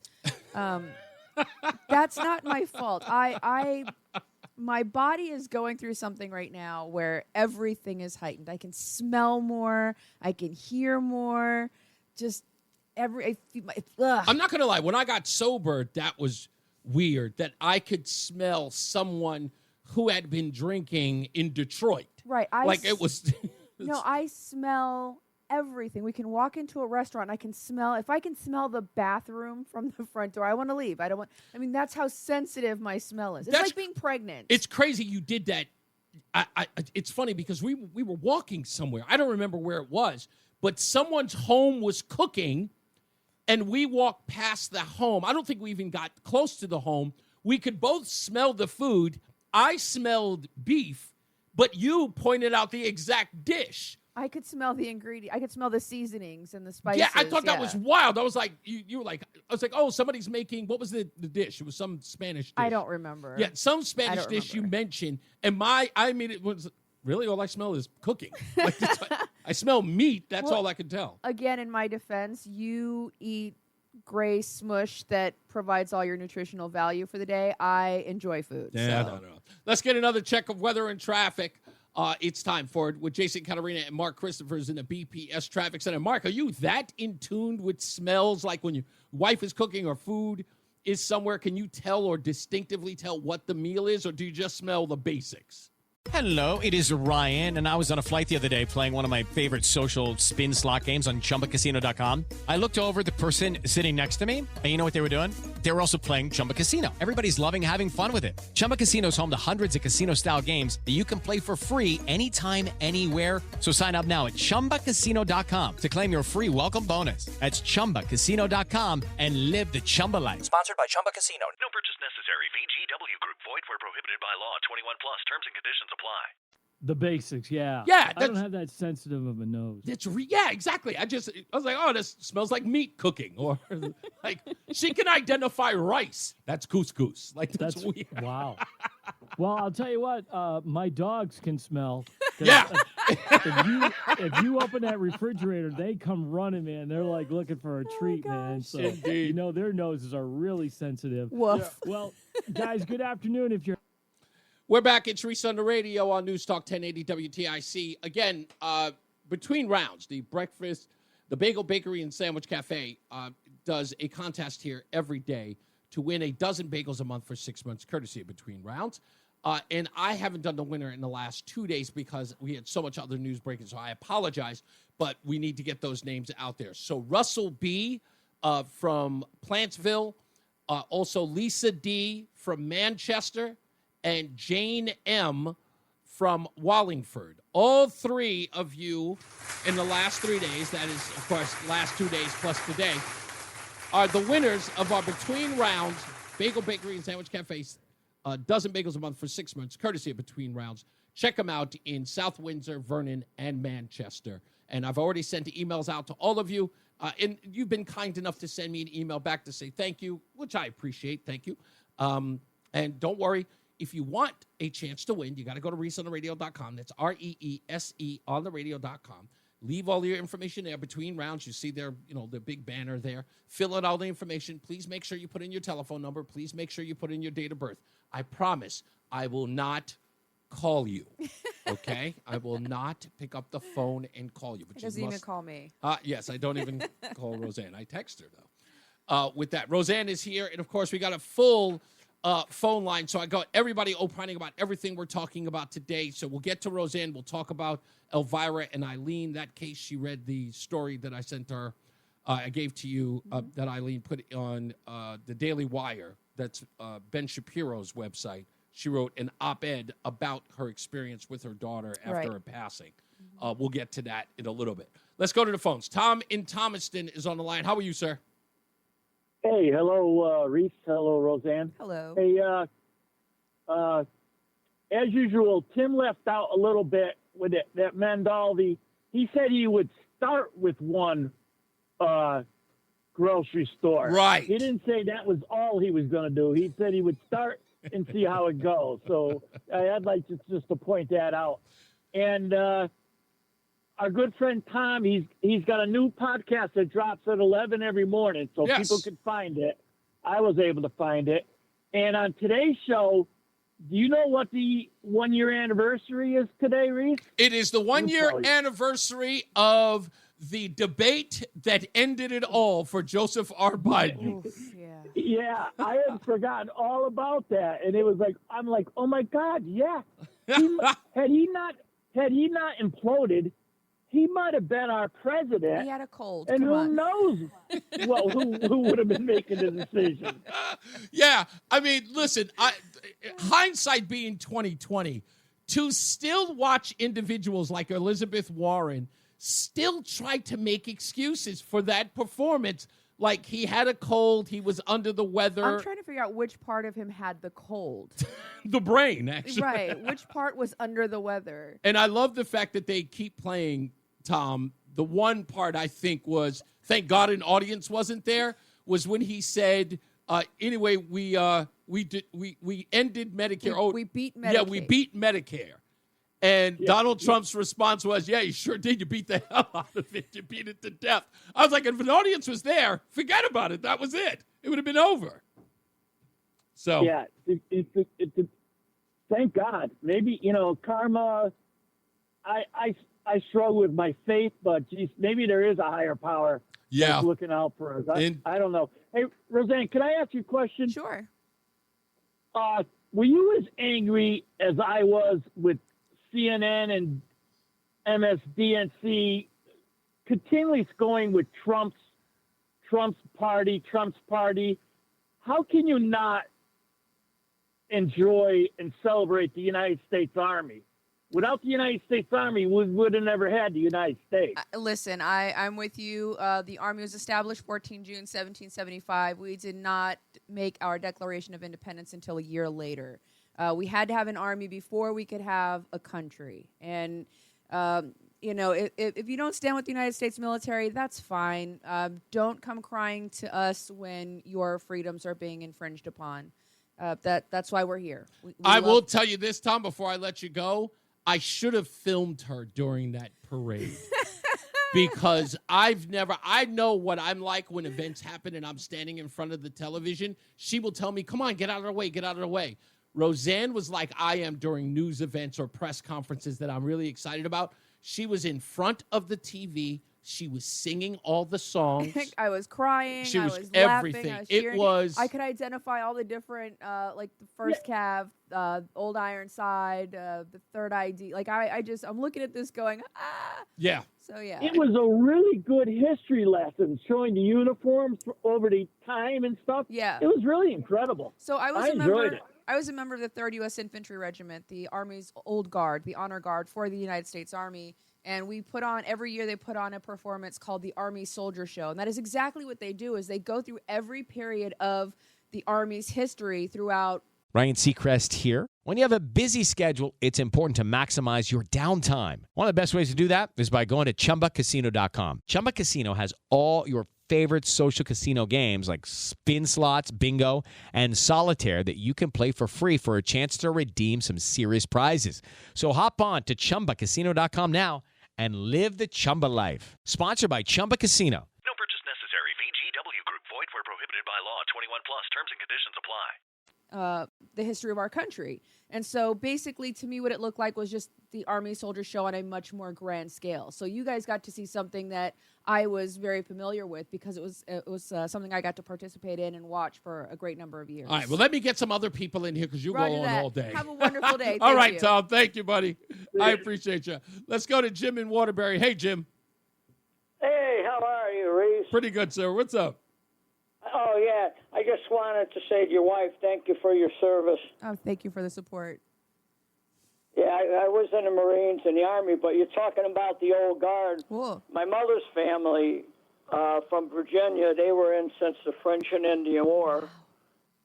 Wow. In fact, they had one family member who was in President Washington's, they call it a motorcade, but after he passed away, he was in his funeral party. The case on Arlington National Cemetery, yeah. Yeah, so we had quite a bit of history there.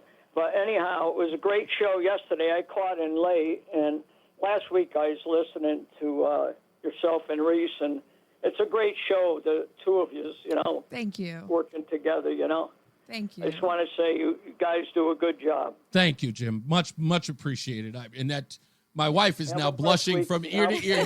You have no idea what you've done to her day. Yeah. I'll finish listening because I was outside working all morning. I just got in. You got it, sir. Thank you. Let's go to Mike in Plainville. Hello, Mike. I'll tell you what, I got a great idea for next Friday's show. What's that? Rozan, do the traffic. You can't take that away from Mark. Hold on. Just for one day, just the news, because you got the voice for radio. I'm telling you, lady. Thank you. I think you do, too. No, I agree. I think your voice is very soothing. He's got the voice. It's there. Yeah. You'd be good at the airport. You know the narrator, Will Lyman, that does documentaries? Yes. They used to have him do the voice, the PA announcements at Bradley Airport when I worked there. That's they right. Have Rozan doing those. That's a good point. That was Will Lyman's voice. That's right. On the overhead. They should have Rozan's voice now. Oh, boy. Thank you, buddy. I appreciate you. Let me get to some other people here real quick. Let's go to my good friend Matty O in Bristol. What's going on, sir? Hello, Hopkins. How are you doing today? Pretty good. What's up? First of all, again, Rosa, I only talked to you once before, but yeah, I called for an easy question for you. Okay. So For Rozan? With your height and smell. Yeah, for Rozan. Okay. Yeah. So with your height and smell. What? If you got invited, the height and smell, where she could smell everything now. Oh, okay. Yes. If you got invited to a friend's house that lives in an apartment building, and you know how you go in there and it's like one floor is cooking Chinese food, another one's cooking Spanish food, and like all those smells. Would you stay or would you just find a way to leave? Oh, it's a great question. I can handle what I consider pleasant smells.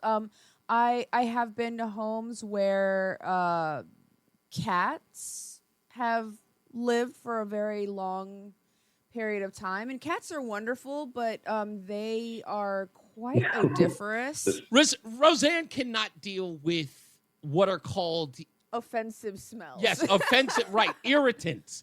Anything that would be considered an irritant to anybody else, she can't do it. Be it light, sounds, smells, those three things. If they are irritants, like she could probably deal with laundry smells. That's no problem, even though she doesn't do enough.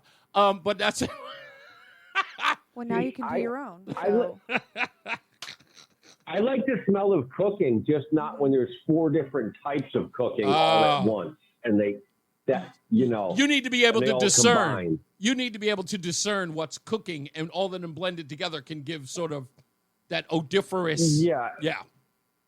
I like when you it. have Indian, Italian, and Spanish all at once, it's a lot. Yeah. So it's a lot. I liken it to listening to music, right? Like if you're listening to classical, any type of music, if you can isolate just the guitar, just the bass, just the drum, if you're able to isolate just one sound and focus on that while everything else is playing, that's kind of how I feel about the smell of different foods. Is I like to see if I can differentiate, like what is that one and what are the pieces that go with that. I was completely stunned that day we were walking and she figured out that smell. I was like, how the hell did you do that?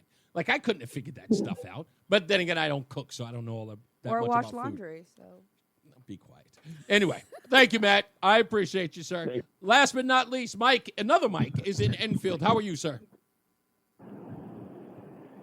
Mike, you there? This is Mike, but I'm calling from Clearwater. Oh, sorry, Clearwater, Mike. How are you, sir? Good. I'm in Clearwater Beach, and I'll be back in. I go back in Connecticut for the summer, visit family. Oh, okay. And I'm in God's country, so just to let you know. Okay. Hey, it's hot here, hurricanes, but it's beautiful. Listen, what's the name of that white bridge in Clearwater that takes you right into town? It's a big, long bridge. You got to know it. It's nothing but water. It looks like Interstate 1, like when you go into the Everglades. But to go to Clearwater, it's this one long bridge. I'm not in Alcatraz. No, I don't know, Reese. All I wanted to do was I wanted to give you a call because I said, I'm going to call. I called a year ago. Okay.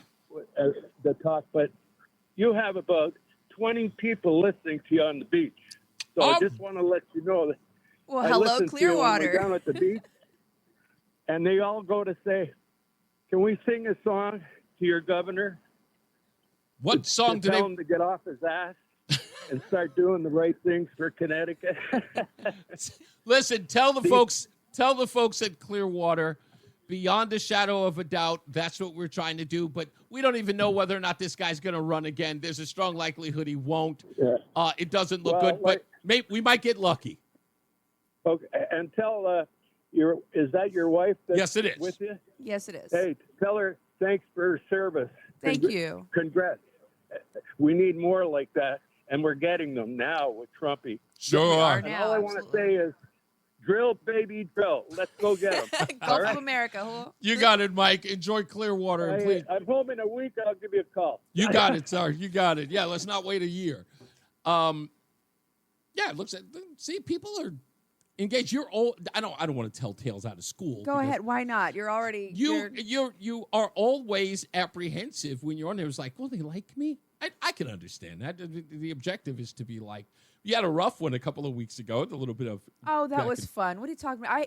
The only reason I was a little miffed was because I have to constrain myself because I have to be. You know, can't argue like you would in the street. Well, not just in the street. I have a tendency to be very dismissive. Okay. I am unfortunately and fortunately very well versed in fact. Mm-hmm.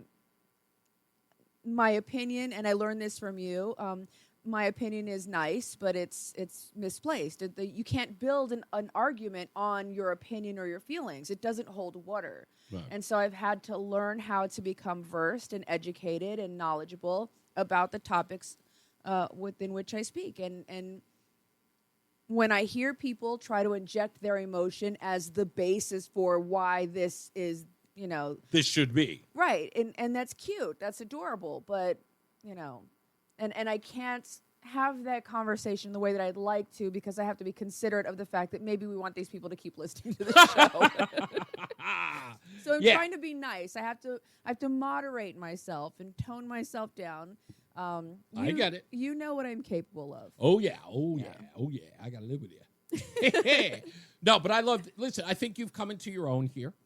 Thank you. I don't call myself like this person who understands talent like that, but I know what I like and I know what I see. And there was something about, like I said, this was something I thought about, but I drew you in because I know on a personal level, when you and I are debating or having a conversation, I'm always entertained, even though I'm having a debate with you. Right. So it's always engaging. Yeah, I thought it was. We don't even debate all that much here. Not which anymore. we should.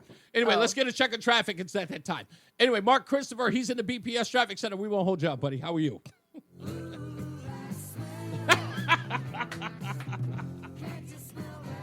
No, I can't. That's my problem. What's for dinner tonight? Takeout.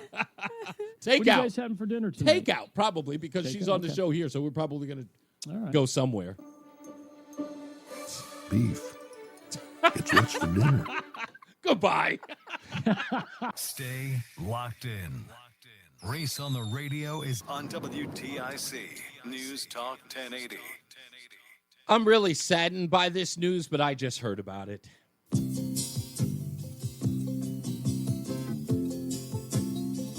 Just a good old boy. You remember this? Never meaning no harm. I'm sure everybody can remember this. Beats all you never saw. Men in trouble with the law since the day they was born. Hey, you got a good voice. Straightening them curves. We have some sad news to report, and it breaks my heart to report on it. The actor who played Cletus. Step into the world of power, loyalty, and luck. I'm gonna make him an offer he can't refuse. With family, cannolis, and spins mean everything. Now, you wanna get mixed up in the family business. Introducing The Godfather at ChumbaCasino.com. Test your luck in the shadowy world of The Godfather slot. Someday, I will call upon you to do a service for me. Play The Godfather now at ChumbaCasino.com. Welcome to the family. No purchase necessary. VGW Group. Void where prohibited by law. 21 plus. Terms and conditions apply. He was Cletus Hogg. I didn't even know that he was actually a relative of Boss Hogg, but the lovable, bumbling deputy on Dukes of Hazzard, Cletus. His real name was Rick Hurst. He passed away yesterday at the age of 79. And it was confirmed by none other than his co-star who played Cooter Davenport, Ben Jones, who played Cooter. He was the mechanic. Cooter. Yes, that was his name. And they were good friends. They remained good friends, and he passed away. So that's sad. That show was an ongoing debate. Many young guys who watch Dukes of Hazzard, I don't know who does remember this rivalry, but the NBC show, because Dukes of Hazzard was on CBS, the NBC show Knight Rider came out afterwards. So Dukes of Hazzard was on from 1979 to 1985. Bo and Luke Duke, the actors John Schneider and I forget the other guy's name for some odd reason. But anyway, they were off the show for 1 year due to contract disputes.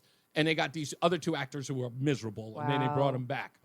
But anyway, NBC had the show Knight Rider. I remember Knight Rider. And when Knight Rider was doing its promotions on NBC before the series premiere, it was running an ad where a scientist was standing in front of the Knight Industries 2000 kit. That's how you got the name.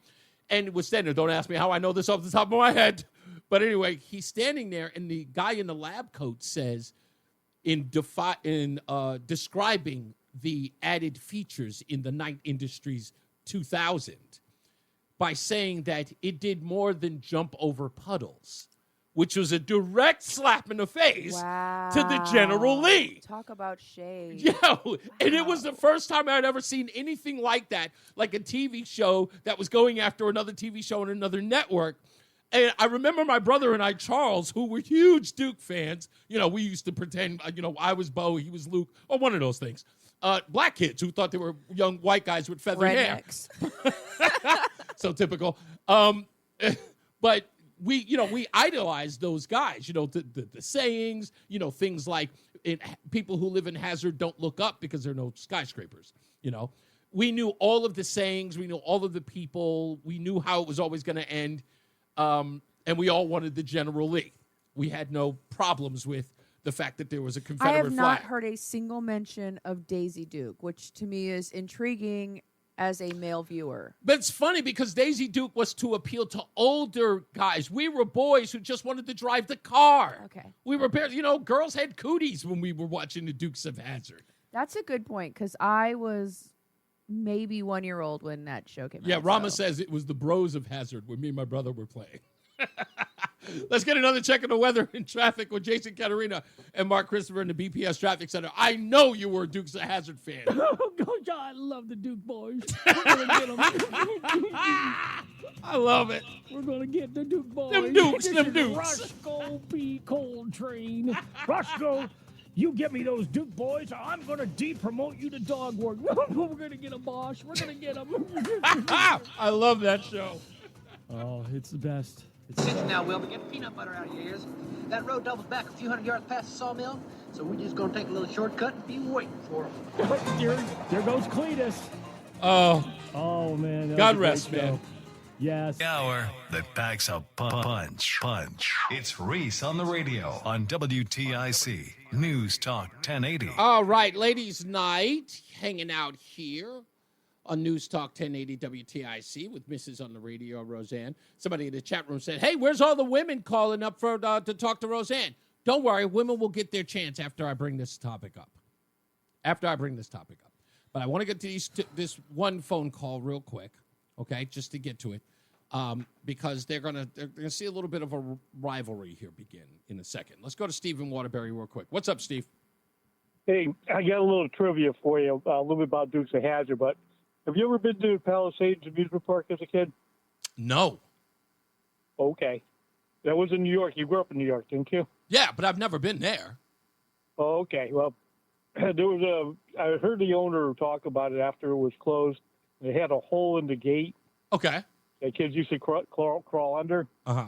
But they wanted to fix it, but the owner said no. Because he wanted it for kids that, maybe couldn't afford to go the day or whatever. He wanted them to have a good time. Oh, that's sweet. Yeah, I thought that was pretty cool. I figured you might have been somebody. No. The only parks I went to, of course, I've been to Coney Island, and I've been to Great Adventures off 9A, off the Jersey Turnpike. But the other place that I went to, in fact, I went to Rockaway Playland as a kid and even lived in Far Rockaway. But the one place that I've gone that's very rarely talked about in childhoods of New York was Rye Playland. Never heard of it. You never heard of it in Rye, New York. A lot of people don't talk about it. No, but Palisades used to be on the commercials all the time. I remember that song to this day. Really? But, but beyond that, there's a good chance the next James Bond might be a black person. You brought up being Black Dukes of Hazzard, but there's a really good chance that might be happening. I predicted that many years ago. I told you about my friend. In my view, Steve, there's only one guy who can play him, and only reason why is because I think that he is an all-around talent that everyone can get behind as James Bond. Elba. I'm Idris Elba. I think Idris Elba is funny.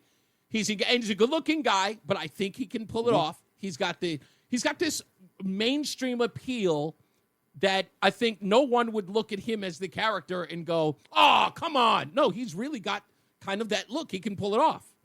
I think he actually turned it down, if I'm not mistaken. I do know that. Yes, he did turn it down. And I think he wanted to respect, I think because he's British, and I think he wants to explain, he wants to, what's the word I want to use here? I think he understands the sanctity of the character. Well, I think what I read, honestly, is that the problem with that is Bond has to be able to go into a lot of areas where black people aren't normally located, and Bond has to blend in a lot of cases, yes, right? He does. If he goes into Russia, I don't know if you've ever been to Russia. My ex went to Russia on a study abroad program, the only African American in his class, and boy, did he stand out. People on the street were just like, "Oh my God," taking pictures of them, and everybody's throwing up like peace signs, like, striking a pose. It was very funny. Ukraine, all these different places, Italy, where you have to go, Rome, and be, sort of incognito. He can't really be incognito. Great line. Great line. So funny. Hey, I was going to say real quick, I had a friend who was only 6 feet tall. The guy couldn't even play basketball at all. And he talks about this trip that he took to China. And he said the Asian people kept walking up to him and just kept saying, "Kobe Bryant, Kobe Bryant." He was like, "No, I'm not Kobe Bryant." And they were like, "Kobe Bryant, Kobe Bryant." He goes, and then he found somebody who could help him interpret to the Chinese. I guess he was talking Mandarin. He's like, "Can you please tell these people I'm not Kobe Bryant?" And so the guy does. He tells them that there's an interpreter who tells them he's not Kobe Bryant. And the Chinese guy looks at him right in his face and he goes, "No, Kobe Bryant." I want to talk about Boss Hogg really quick. But yes, do you remember the movie Carbon Copy? Yes. You remember where he was trying to get Denzel Washington to play basketball? Yeah, that's right. Yes. Oh, yeah. A classic movie. A lot of people have forgotten. One of Denzel Washington's first, Carbon Copy, with George Segal. Am I right? Yes, exactly. George Segal, who plays his father. Yep. It's a story about Denzel Washington, Just a black man. because you explain the plot to me doesn't mean I've seen. I still don't know what you're talking about. No, I'm telling you about the plot. He's a young black man who finds out that his father may indeed be white. And that's what it's called, Carbon Copy. But, yeah, it's a good movie. Right. Thank you, buddy. I appreciate you. Yeah, Boss Hogg, though, really quick. You have a second? Oh, yeah. I'm sorry. What was the Boss Hogg thing? He knew several languages. He went to Yale and he studied Columbia.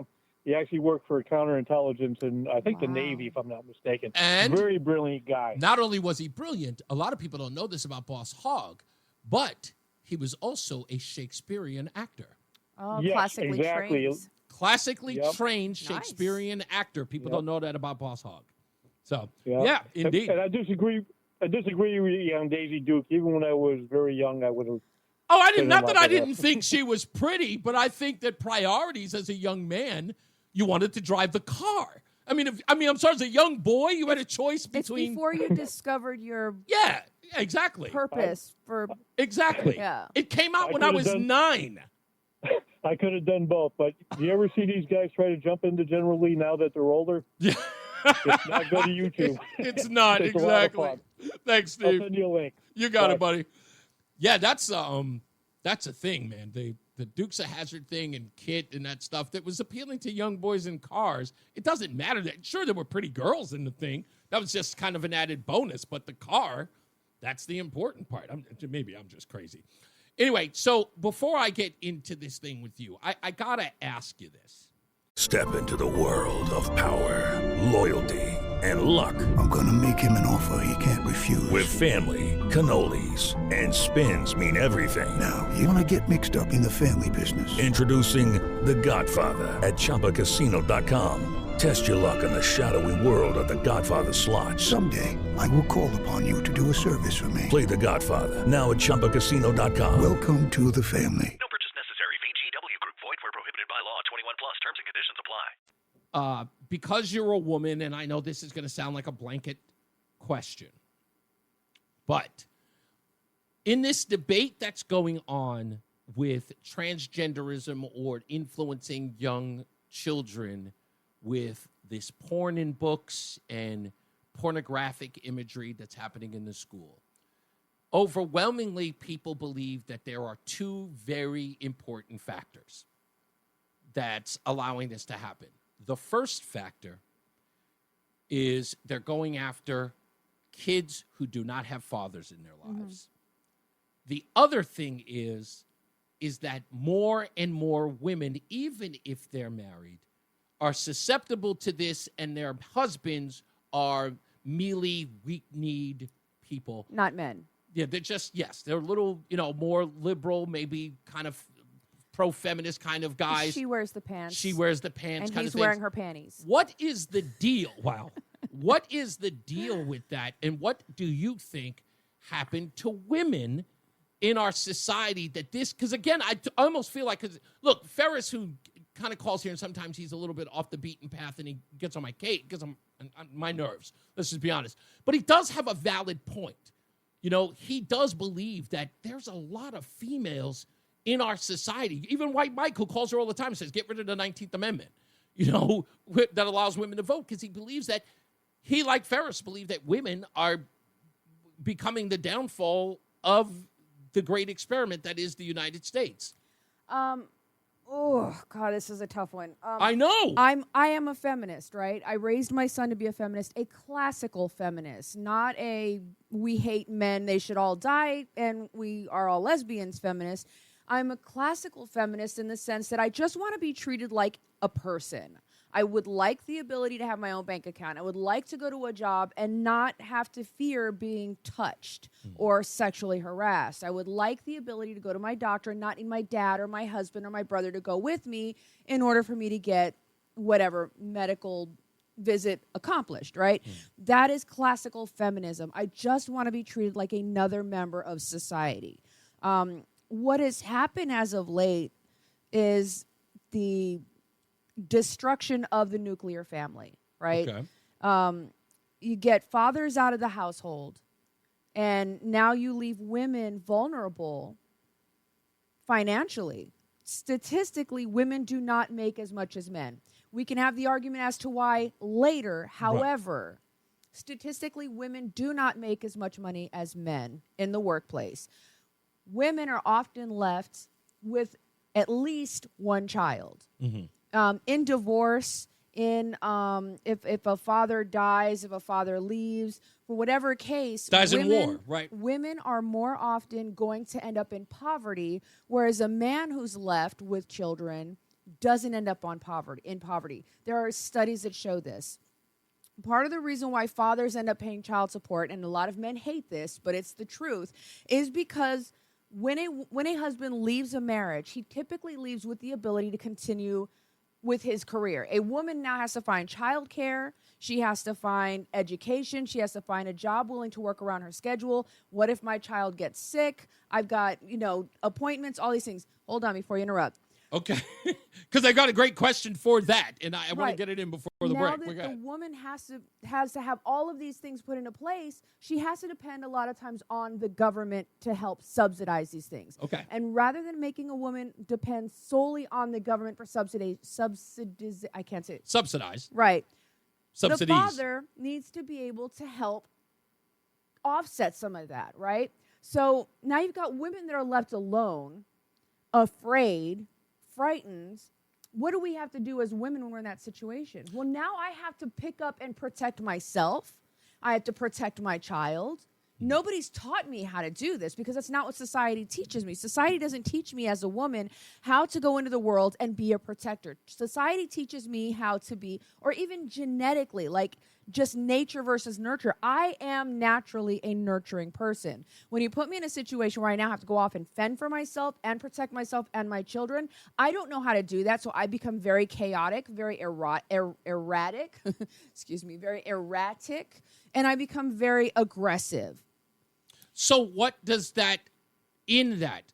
And That causes not all women. I'm going to start this by saying not all women, because I know some women that are very highly logical.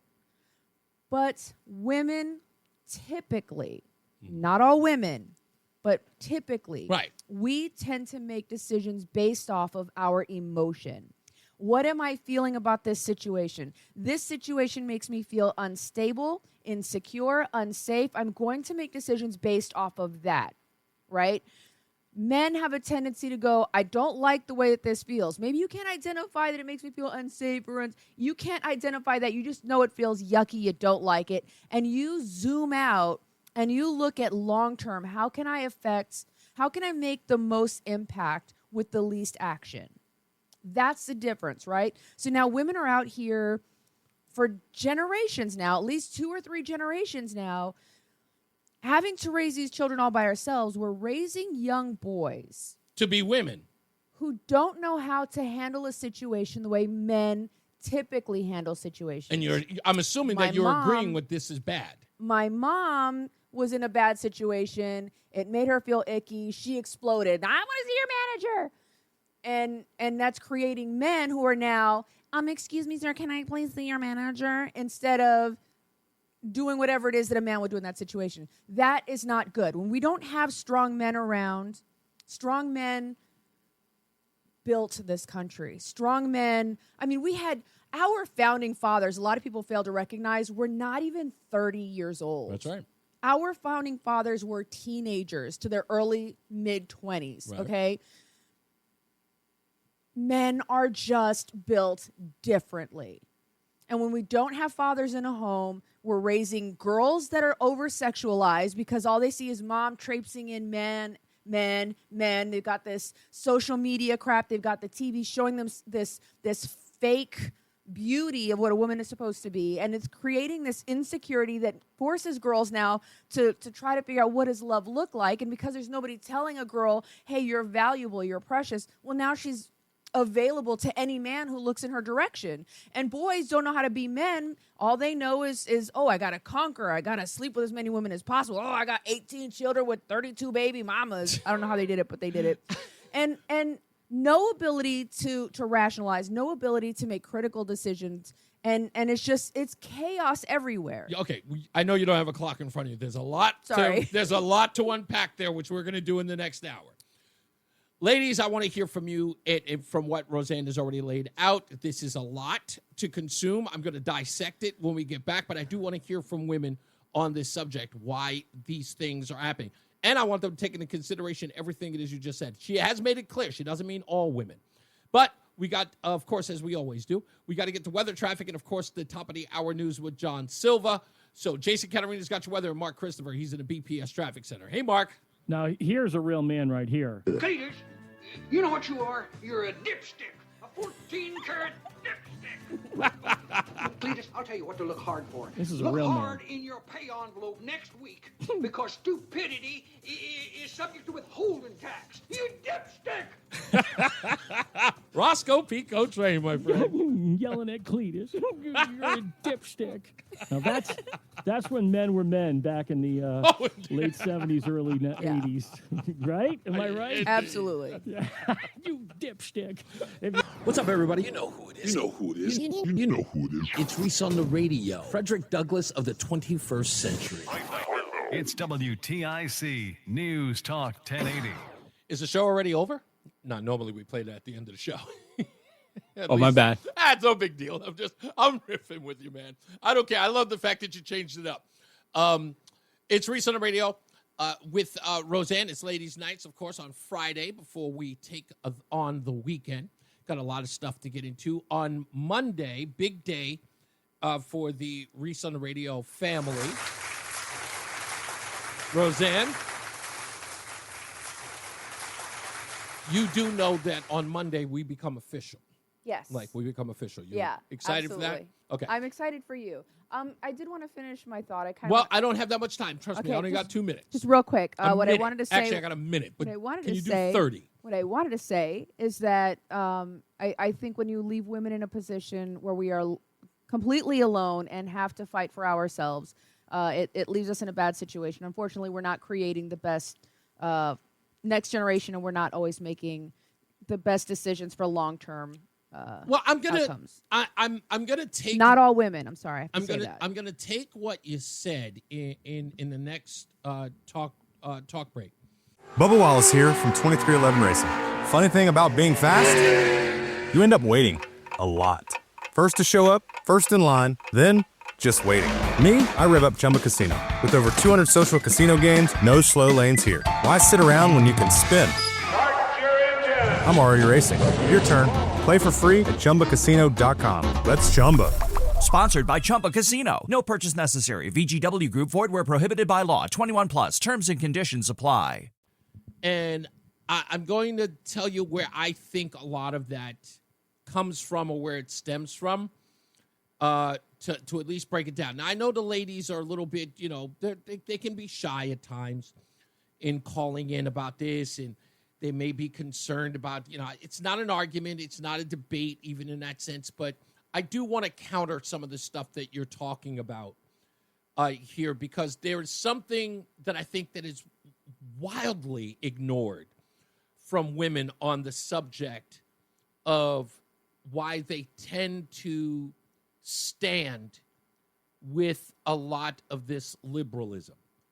And some of it is not just political. Some of it is social. Mm-hmm. And it's to the detriment of children. And I can break it down to like demographics, be they black women or this age group or that. But I do believe that with women in our society today, or those who are socially liberal, there is a zeitgeist. And I don't think that they recognize how do I put this? How much it is affecting life negatively. And a lot of stubbornness and arrogance. But we'll get into that in a second. Let's get another check of our weather and traffic with Jason Catarina and Mark Christophers in the BPS Traffic Center. Hey, Mark. I'm sure it'll be Reese, thank you very much. Good. Reese on the Radio is getting ready to drop some knowledge on WTIC News Talk 1080. And we're back. It's ladies' night. Rozan on the Radio is in the house. And we were having a conversation that Rozan was dominating by talking. It's okay. I'm just teasing.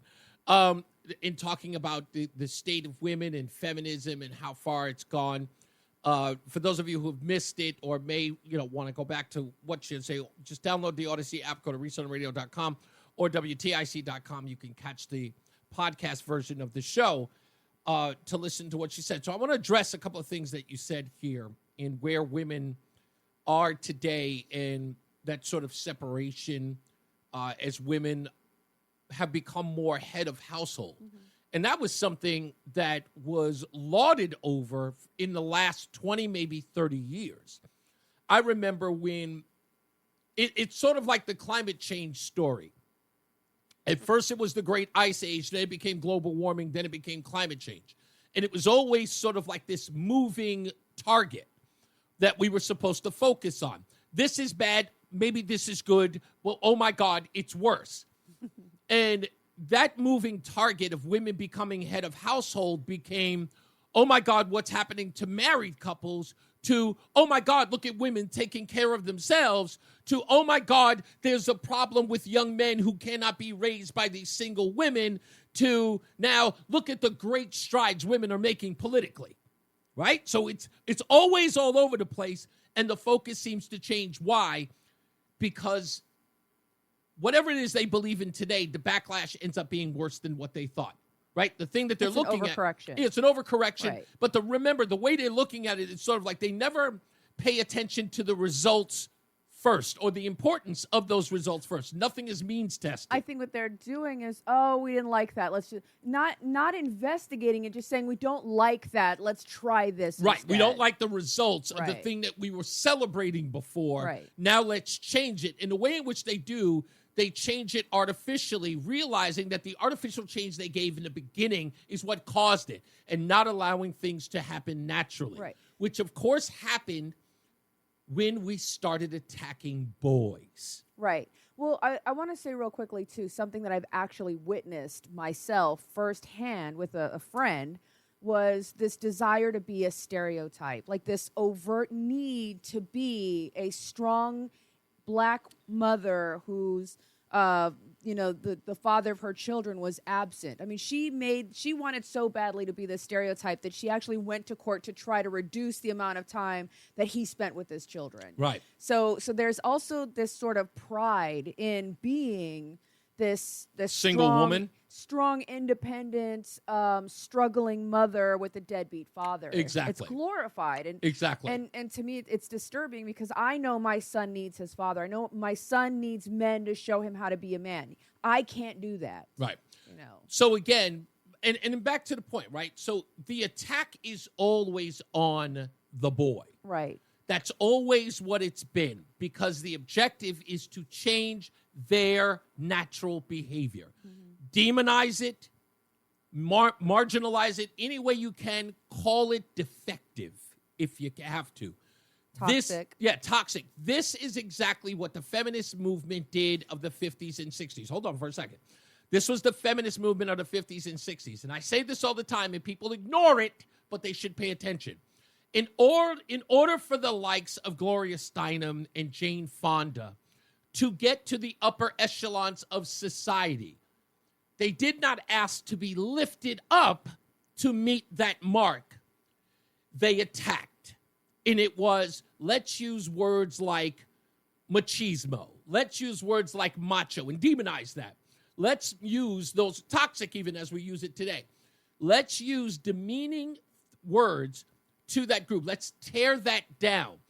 And I'm going to explain this on radio so that everybody can understand it.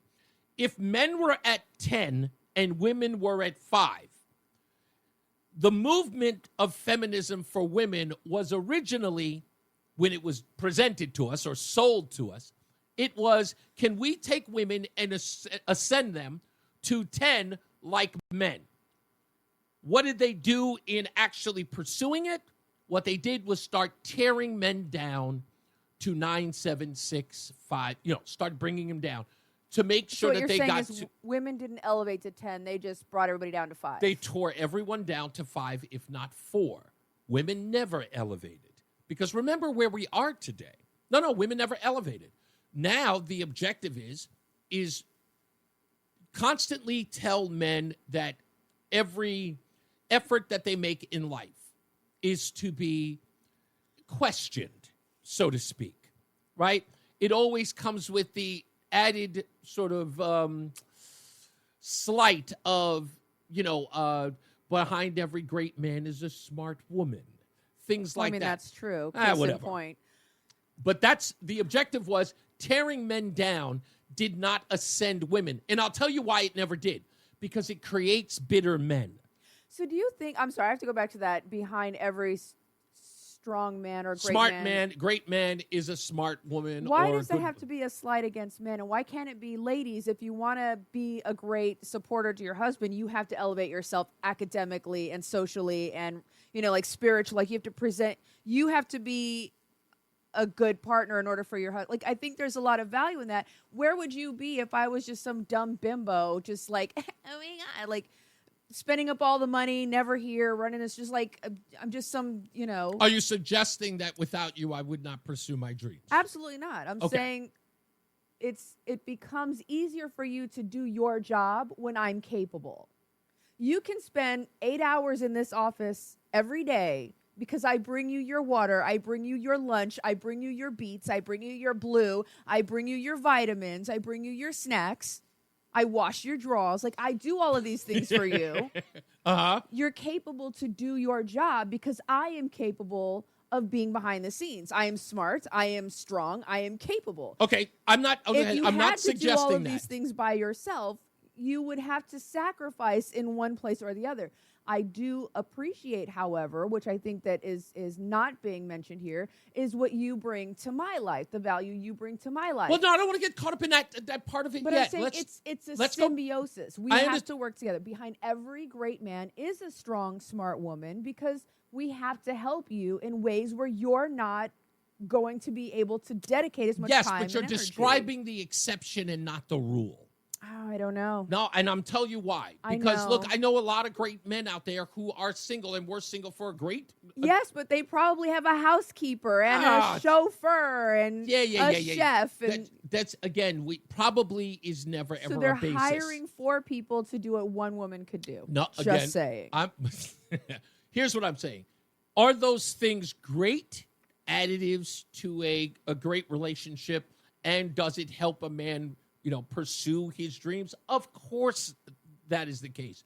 What I'm saying is that we cannot go with this idea, right, that the man cannot be great without women. It's, of course, every man, I believe in my heart that generally men pursue the things that they want because they're looking for the things that matter most. A good wife, children, adoring children that he can raise and pass on his lineage, and to be able to provide and leave a legacy. I believe that even the poorest man in the world wants to do that. Wants to do that. What I'm saying to you is in this world of having to demonize men. Hello, it is Ryan, and we could all use an extra bright spot in our day, couldn't we? Just to make up for things like sitting in traffic, doing the dishes, counting your steps, all the mundane stuff. That is why I'm such a big fan of Chumba Casino. Chumba Casino has all your favorite social casino-style games that you can play for free anytime, anywhere with daily bonuses. So sign up now at ChumbaCasino.com. That's ChumbaCasino.com. No purchase necessary. VGW Group. Void where prohibited by law. 21 plus. Terms and conditions apply. In order for women to ascend has always been the fabric of, not you, don't take it personal. It's always been the fabric of feminism. It is to demonize men. It was sold as everybody ascending and being equal. But remember, who defines equal? Equal is subjective. Fair is subjective. It is not objective thinking. Because what I think is fair and what you think is fair are going to be leaps and bounds away from one another. Right. Right. No, I'm just fascinated how we can both hear the same phrase and approach it so very differently. You see it as a tearing down of men, and I see it as that's a great teamwork. Like, it's a team effort. That's the difference. Depending on the relationship. See, you're talking about the relationship you're currently in between you and I as seeing the cohesive relationship of that. What I'm saying is, I can even look at it in I would terms never of apply. my previous marriages. Like, it doesn't matter how strong I was, how capable I was. If my partner wasn't willing to do his part, then he would never be successful. No, I can do my part, whether I'm with you or with him, but that doesn't mean that my ability detracts from his capability. Well, my 2 ex-wives wanted nothing to do with my personal success. And how did that work out for your career? It worked out awfully, but again, that's like I said. For your career. I was still able to ascend at the time. I was able to ascend, even in spite of the fact that they gave no moral support. And why did they not give it any moral support? Was because everything that I wanted in life, they thought was an antithesis to their ideals, right? They wanted me to be home, focusing on them and not focusing on my career. They didn't understand that exactly the acceleration of my career was helpful. Great man is a strong woman.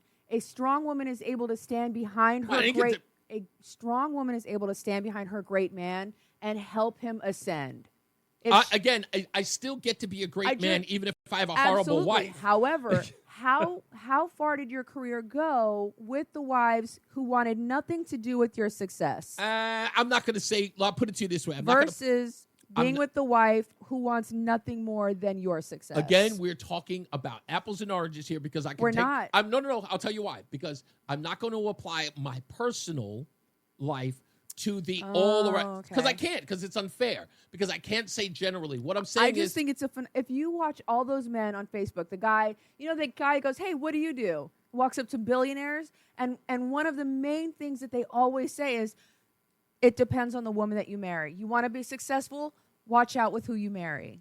No, I understand. They all that. say that. Why is that? But many of them, listen, regardless of that, many of them remain single for a long time for the sole reason they don't want the distraction of a relationship. One, because they have to do the long hours. They have to put in, right? They all have to put in a considerable amount of work that is going to take them away from their home lives that really put those relationships in jeopardy. So what your thought process is, instead of behind every great man is a strong woman, your thought process is behind every great man there might be a lady? No, behind every great man is the ability to sacrifice, an ability to do the hard work, the ability to do the long hours, to do the jobs that no one else is willing to do. Absolutely, I understand. But, I mean, there's something to be said about a woman who stands behind her man and helps him. I'm not ascend to his diminishing greatness. that. That's what that's what that saying is about. That saying is from a woman who's saying, listen, I was there to help him in the areas where he was not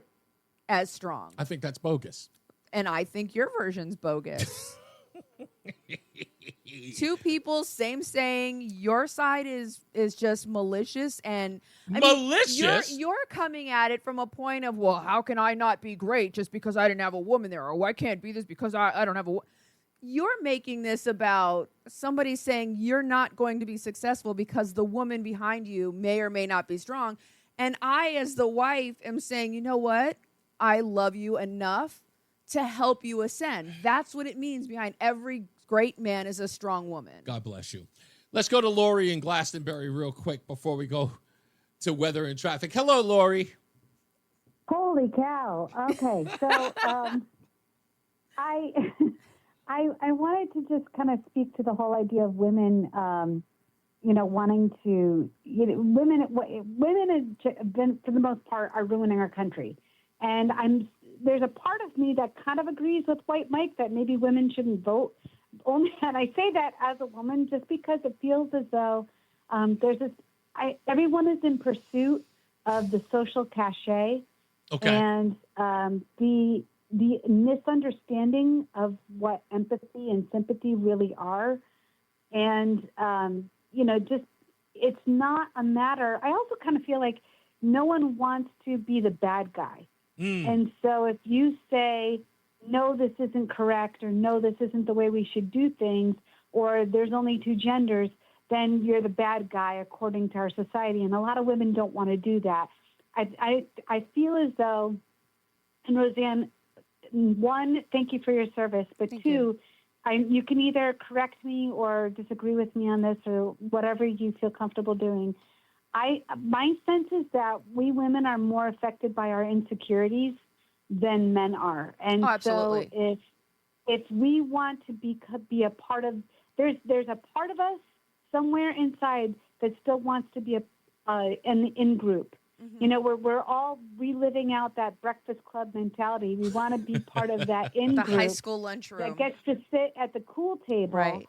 And we base a lot of our behaviors on that rather than looking at the facts and forgetting about our feelings because facts don't care about your feelings, exactly. Quoting Ben Shapiro. We get too caught up in the emotional because that's what feeds our insecurities. Right, absolutely. And that's kind of what I was saying is that, we as women, not all women, because I do know highly logical women, but we tend to make decisions based on how it makes us feel right now. We're not always looking at the long term, like we don't always have that foresight. Being sort of not just practical foresight. Yeah. Thank you, Lori. I appreciate you. That good interjection, I would say. Absolutely. I knew it was smart to go to you. Thank you, Lori, as always. Let's take a break. Let's get to weather and traffic and, of course, the bottom of the hour news with John Silva. Jason Caterina's got weather and Mark Christopher's in the BPS Traffic Center. Hey, Mark. Stay locked in. Reese on the radio is on WTIC News Talk 1080. Let me tell you, Rozan, ooh, you in trouble. Boston Julie is on the line. She is on hold. And she is like one of the biggest supporters of Reese on the radio. So she's on hold, so she coming to get you. No, I'm kidding. Boston Julie's on the line. We'll get to her in a second. I love Julie. Because I know she's very old school. She's old school Italian girl. So airport, Kayla. Yes. Okay. Yeah, Kayla. Yeah, exactly. That's Boston Julie. And she's a dear I friend. love her accent. Yeah, I know you do. I know you do. And of course, Carmine, her husband, dear family friends, big supporters. When I was in for election day, Julie drove all the way like 2 hours from Boston just to come to Connecticut to come hang out. And I will always love her for that. And then drove back home. She was gonna get a hotel room. Her husband told her, get a hotel. She goes, nah, I'm fine. She drove all the way home. Did she bring meatballs? No, All right. we're going to well, dinner. we're going to Boston now. I would, Oh, maybe, absolutely. Maybe we can Forget get some meatballs. Yeah, I don't without know. a doubt. So we'll get to her in a second. I want to hear her take on this. Ladies, by the way, if you want to chime in on this, you can. 860. And don't be afraid of Reese. I got him. 860-522-WTIC, 860-522-9842. The discussion we were having, Rozan and I, was about the dynamic between men and women and how that's changed over time, that women socially have become more liberal. And Rozan was saying earlier about how so many women who've been left to fend for themselves have sort of teetered towards this idea that someone should be there to support them. And the role of, hear me out. When I say support them, the role of government has played a huge role. That's not been Rozan's. That's not your position? No, my position is we had to do it ourselves. You're not doing it yourself if you're taking on the role of having government play. I have never. No, you not may never. have. No, I'm not suggesting you have. I don't think that's not a fair representation of what I'm saying. What I'm saying is that the reason why women have become so overtly aggressive, independent. It's not. I don't. They have not become independent, though. So many women have become so aggressively independent is because we've been forced to do it. But they have not become independent if they're relying on government. Not all women rely on government. Personally, in my entire life, I've known maybe 3 or 4 women dependent on government. The women that I knew that were raising their children on their own had jobs and were... You're doing the outlier thing, but we'll get into that in a second. I'm not doing the outlier. Yes, you are. I am telling you... You are. You're doing the outlier thing when you say that you know 3 people. We had to become so incredibly independent and fighting. Riley Herbst from 2311 Racing here. And you know what grinds my gears? Waiting for coffee. But instead of counting frappes and lattes, I fire up Chumba Casino. No apps, no fuss, just fun social casino games to pass the time. By the time my coffee's ready, Order for Riley. I've already taken a few victory laps. Next time you're stuck waiting, make it entertaining. Play for free at ChumbaCasino.com. Let's Chumba. Sponsored by Chumba Casino. No purchase necessary. VGW Group. Void where prohibited by law. 21 plus. Terms and conditions apply. That we don't. I'm sorry. We're just going to have to fight about it because it's going to be nonsense. That's I'm going to fine. say it's nonsense. Well, Let's go. We'll take another check of the weather you're and full of traffic yourself. with Jason Katerina and Mark Christopher. This is the BPS Traffic Center. This is not going to go well. What's up, everybody? You know who it is. You know who it is. You know who it is. It's Reese on the radio. Frederick Douglass of the 21st century. It's WTIC News Talk 1080. That's okay. That's okay. Pain in the neck for the 21st century. That's okay. She's going to be mad. She'll take a Quaalude. She'll love me in the morning. We'll see. Reese on the radio, News Talk 1080 WTIC. We're about to come to an end to the show on the weekend. As promised, Boston Julie is on the line. Hello, dear. Hey. Hi, Julie. All right. So, first of all, when it comes to marriages, I feel like the only reason to get married is for the sake of children. The kids need to be born into like a stable family with a mom and a dad. If you're not doing that, you don't need to get married. Right. And I told you your second marriage, and I would have told you this marriage, and I'm glad that you found Rozan. She's lovely. But I would have told you this marriage. Don't freaking do it, dude. Like, what is wrong with you? I told you when you asked me about Mary. Don't freaking do it. So once you're like on your 3rd, 4th, 5th marriage, that tells me there's something wrong with you. There's something wrong with your picker, or there's something wrong with your expectations of what a woman should bring or a man should bring, and you're not going to be happy with anybody. Like, you got to fix yourself once you're getting past, like, the 3rd, 4th marriage. There's something wrong with you. But One common denominator. I agree with your wife. You need a good woman because you don't need to be working your ass off and having a woman who's spending the money faster than you can earn it. You need a woman who is going to be responsible, who's going to help you reach those goals. You need a woman who's going to appreciate what you're doing. Like, all the years my son was young, my husband was busting his behind, and he missed a lot of soccer and hockey and all of that, and I had to do that. I can't complain. I feel bad that he missed out on all that, but that's what a man's got to do. And I had to pick up on the other side. I had to take care of the house and hold all that down, and that's what he did. And you can't make him feel guilty because that's what you got. Somebody's got to do it. The money doesn't just grow on a tree, right? Somebody's got to earn it. So. But you need a wife that's going to be understanding and not like, where are you? You're never home. And where's the money coming from? Somebody, Well, now I'm glad that you. Take vacation. I'm glad you said that, Julie. Wife. Julie, I'm glad that you said that because let's be honest, Rozan. In the beginning, you were a little, reluctant to let me focus on my career. But can we explain why? Well, you'll have to because you're like a spigot. It's like 1 minute I love you. It's all about let's spend time together, and then you disappear, and there's nothing like you're like a like I don't even know. There's a shell. I'm talking to you, and you're just and I'm like and flying mermaids and unicorns and butterflies. You're like, yep. Well, you have no idea what I'm even talking about. Suppose it depends. It depends on what the climate is. Like right now, we're almost in World War III, so he's got to be on top of things, and he's got to be reading and watching and looking. Completely understood. But as a healthy, functional partnership, one thing that I finally came to understand is help me help you. Like I let me do some research, whatever it is I can do to sort of help you so that I don't feel like I'm completely isolated. I don't know how this has turned into a relationship thing between you and I. I'm just saying, because I said because this is what wives need in order to be the best support they can to a husband is how can I best be of service to you? I'm not just a thing that you visit once in a while when you get done doing your work. I have to be a part of your life, your entire life, just like you're a part of my entire life. We're not two separate entities that pass by, hey, what's up, high five in the hallway, and call it a day. We're a team. We work together. So I'm assuming you agree with this, Julie. I really thought that I had an ally here. Once you get to the point where you're both sitting on the sofa scrolling Instagram instead of talking to each other, then yeah, that's kind of like ships passing in the night. That kind of is not the greatest. But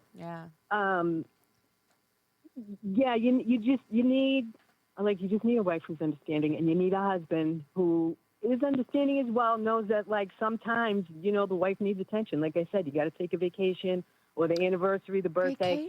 Make her know that you realize, sometimes she's neglected, all that. But I'm just glad. I hear you, Julie. I think since you got sober, you've straightened yourself out a lot, and you've made a lot better decisions. And I'm really happy for you. So I'm happy the two of you are happy. Thank you, Julie. Thank you. Much appreciated. That's all I could say. You got it. She's a great friend. I'll give her that, even though she's not siding with me. By the way, smart woman. So with this whole quality time thing, does Ladies' Night count as No. quality time? No, this is work. This is work. Is that what this is? Yeah. So I can't put this on in my time. I can't put this on my time It's sheet. not a checklist. No. I'm just wondering. Let's go to Thomas in Bristol. Hello, Thomas. Hey guys, how you doing today? Pretty good. What do you got going on? Hey, listen, I don't know who that woman is on that station. I listen to you guys all the time. 1080. I'm an older guy, 62. But that woman you got on that station right now, she's really got it. She's got it. That's Rozan. Yeah, she's really got it. She's definitely got it. Because this womanhood of the last 40 years, you have to go look back, in my opinion, back at why these poor women who are single had to strap on a pair of pants and go to work.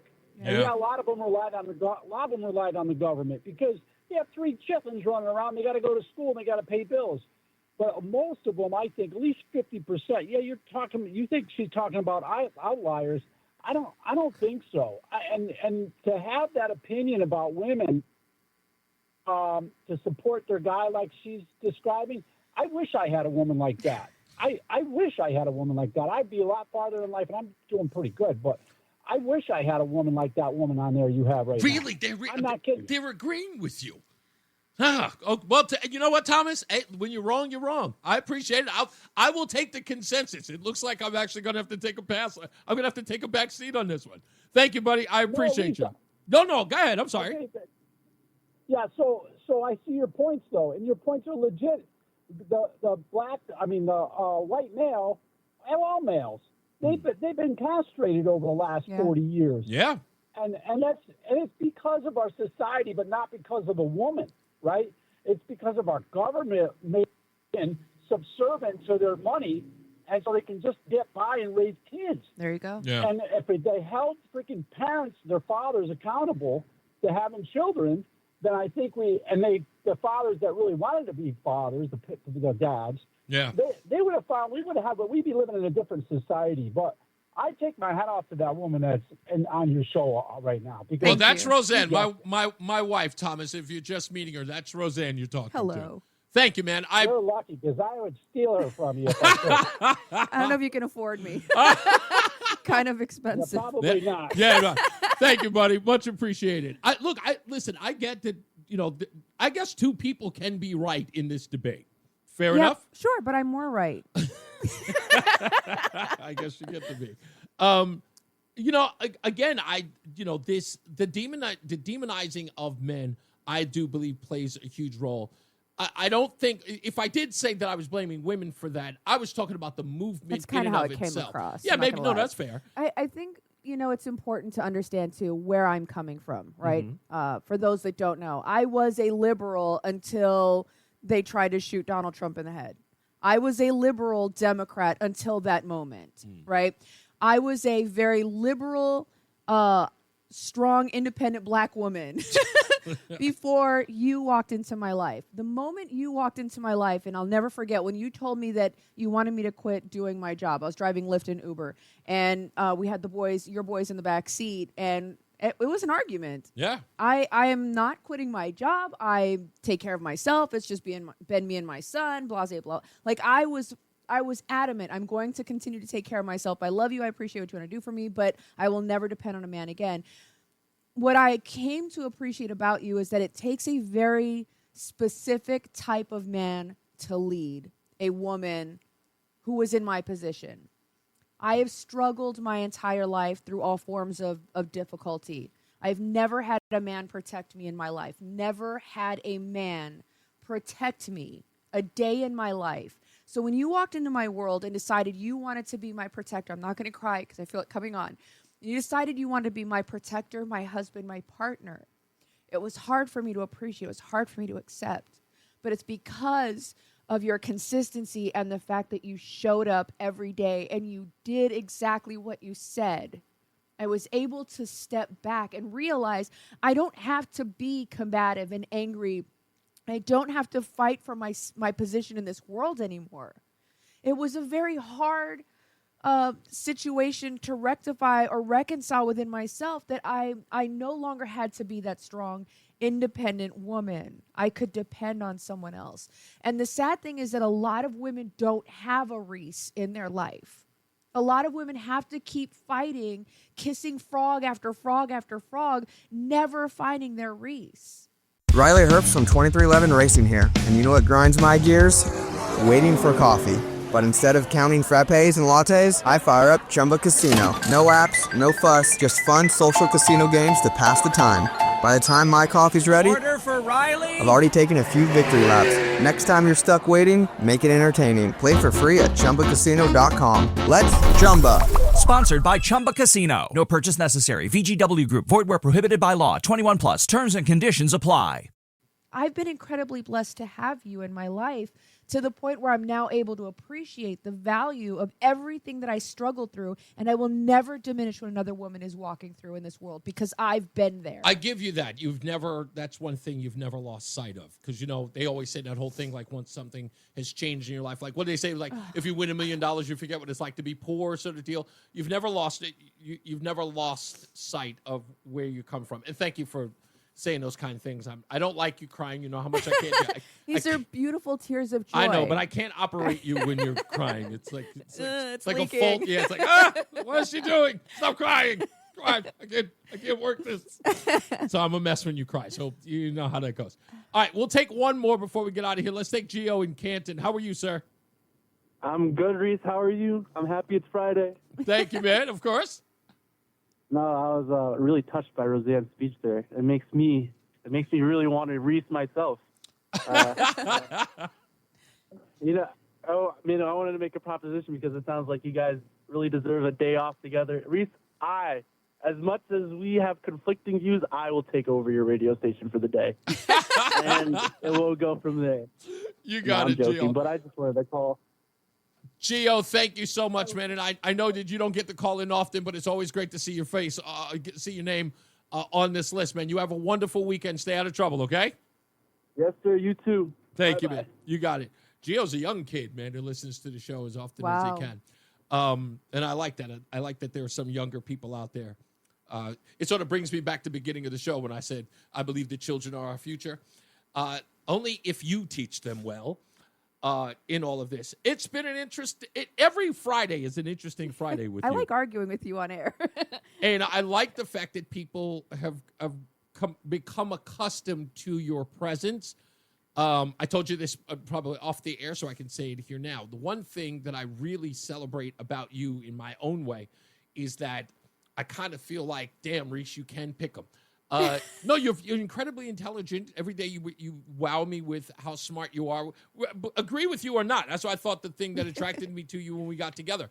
It's like I didn't agree with a word that you had to say. That's true. But the way in which you deliver, the thoughtful way in which you deliver, it makes me at least go, well, okay, I have to hear this person out because you don't sound like an irrational person just screaming out a bunch of statistics and ideas. You're actually thoughtful in it. And in all of it, and in the discussion, I think people get that from you. And that's what I have to pat myself on the back just by bringing you on because I think it's a good addition to the show. You did good. Congratulations. About time. It took me a long while, but I married well. You're welcome. I hear so far. With all of that, what do you think? Going out to dinner tonight, or are we just going to do like fast food, or we're going to cook something? I would love it if you would make me dinner. That would be... Yeah, sure. Let me get on the phone. I will have a waiter make us reservations or something along that line. Yeah, I have no idea. We've got plans tomorrow morning that I forgot to tell you about. What? Yeah. What are we doing tomorrow? We are going to go to the Comfort Cafe. What is this? It's a program-based restaurant where everybody that works is in the program of recovery, and it is phenomenal. The food is amazing. All of their meals are donation-based, so if you can't afford to pay a lot, you can eat for free. But if you feel generous, you can give a large amount. I don't like this at all. What socialist thing is this? I've been screaming against socialism all day. It is the 7th tradition. Oh, okay. All right. Tradition. Well, then that's so, all right. And they are closing their doors on July the 4th. So this is the last weekend we are going to be able to go. So if you haven't been, I've been a few times. I love it, and I think you'll enjoy it. All right, so I'll go and do it. I'll tell you guys all about it on Monday. Also, speaking of Monday, programming note, Ben Wetmore, the board president of Project Veritas, will be on the show on Monday at 4 o'clock to talk about Elvira. We didn't get to that today, but we'll talk about that as well. As I always say, radio is free, so we thank you for paying attention. Remember to keep JC in your hearts and in your mind. Sean Patrick, we love you and we miss you. Remember that panic is not planning, so plan your work and work your plan. Me, I'm Reese on the radio. She is Rozan on the radio. Say goodbye, Rozan. Goodbye, Rozan. You guys have a wonderful week and a pleasant weekend. Jason Caterina has got your weather, and Mark Christopher will take you home in the BPS Traffic Center. Good night, Mark. Beef. That's what's for dinner. Reese and Roseanne, have a great weekend and enjoy. Be very social tomorrow, Reese. Be Yeah, very social I when will. you go out. All right. I can Thank hear it in you. his voice. Yeah, right. If you're heading into Hartford now, South on 91. All right, you're clear. Good show, Reese. Have a good weekend. I appreciate it, man. You have a good one. Thanks. I'll talk to you Monday. You got it. Down to 18 in Meriden Oh, on South on 91. goodness North gracious. on All 91's right, let me quiet, close this 84 out. east and westbound, looking real good now. All right, everybody. Thank you so much. I hope you guys had a wonderful show as we did. It's a lot of fun. You can be a bit. I love you for it, but you're tough. I got Matt in the chat room screaming at me, telling me, be careful, Reese. It's a trap. He says, you're playing with fire, brother. I hope you don't get burnt. He said, I wouldn't try to steal your wife, but only because of bro code. You can't do that with friends. Thank you. Give me that. Give that woman a hug and tell her you love her. I will. I told you when she starts crying, I don't even remember what I'm arguing about. I'm sorry.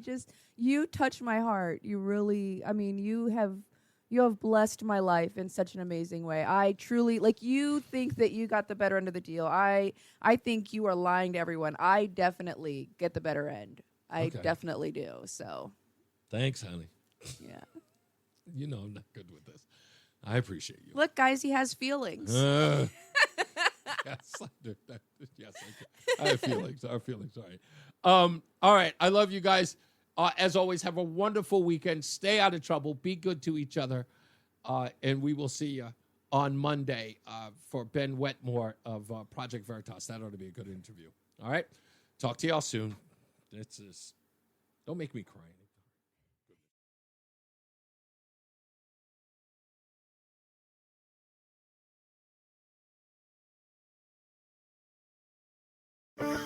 Having a life scholarship and being able to afford to go to college made me feel inspired to go. When I got a life scholarship, it was such a relief. I knew that I wanted to have an impact.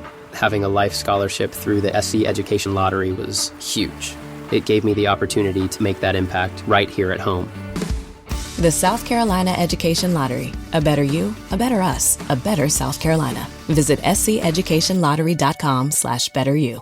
Hello, it is Ryan, and we could all use an extra bright spot in our day, couldn't we? Just to make up for things like sitting in traffic, doing the dishes, counting your steps, all the mundane stuff. That is why I'm such a big fan of Chumba Casino. Chumba Casino has all your favorite social casino-style games that you can play for free anytime, anywhere with daily bonuses. So sign up now at ChumbaCasino.com.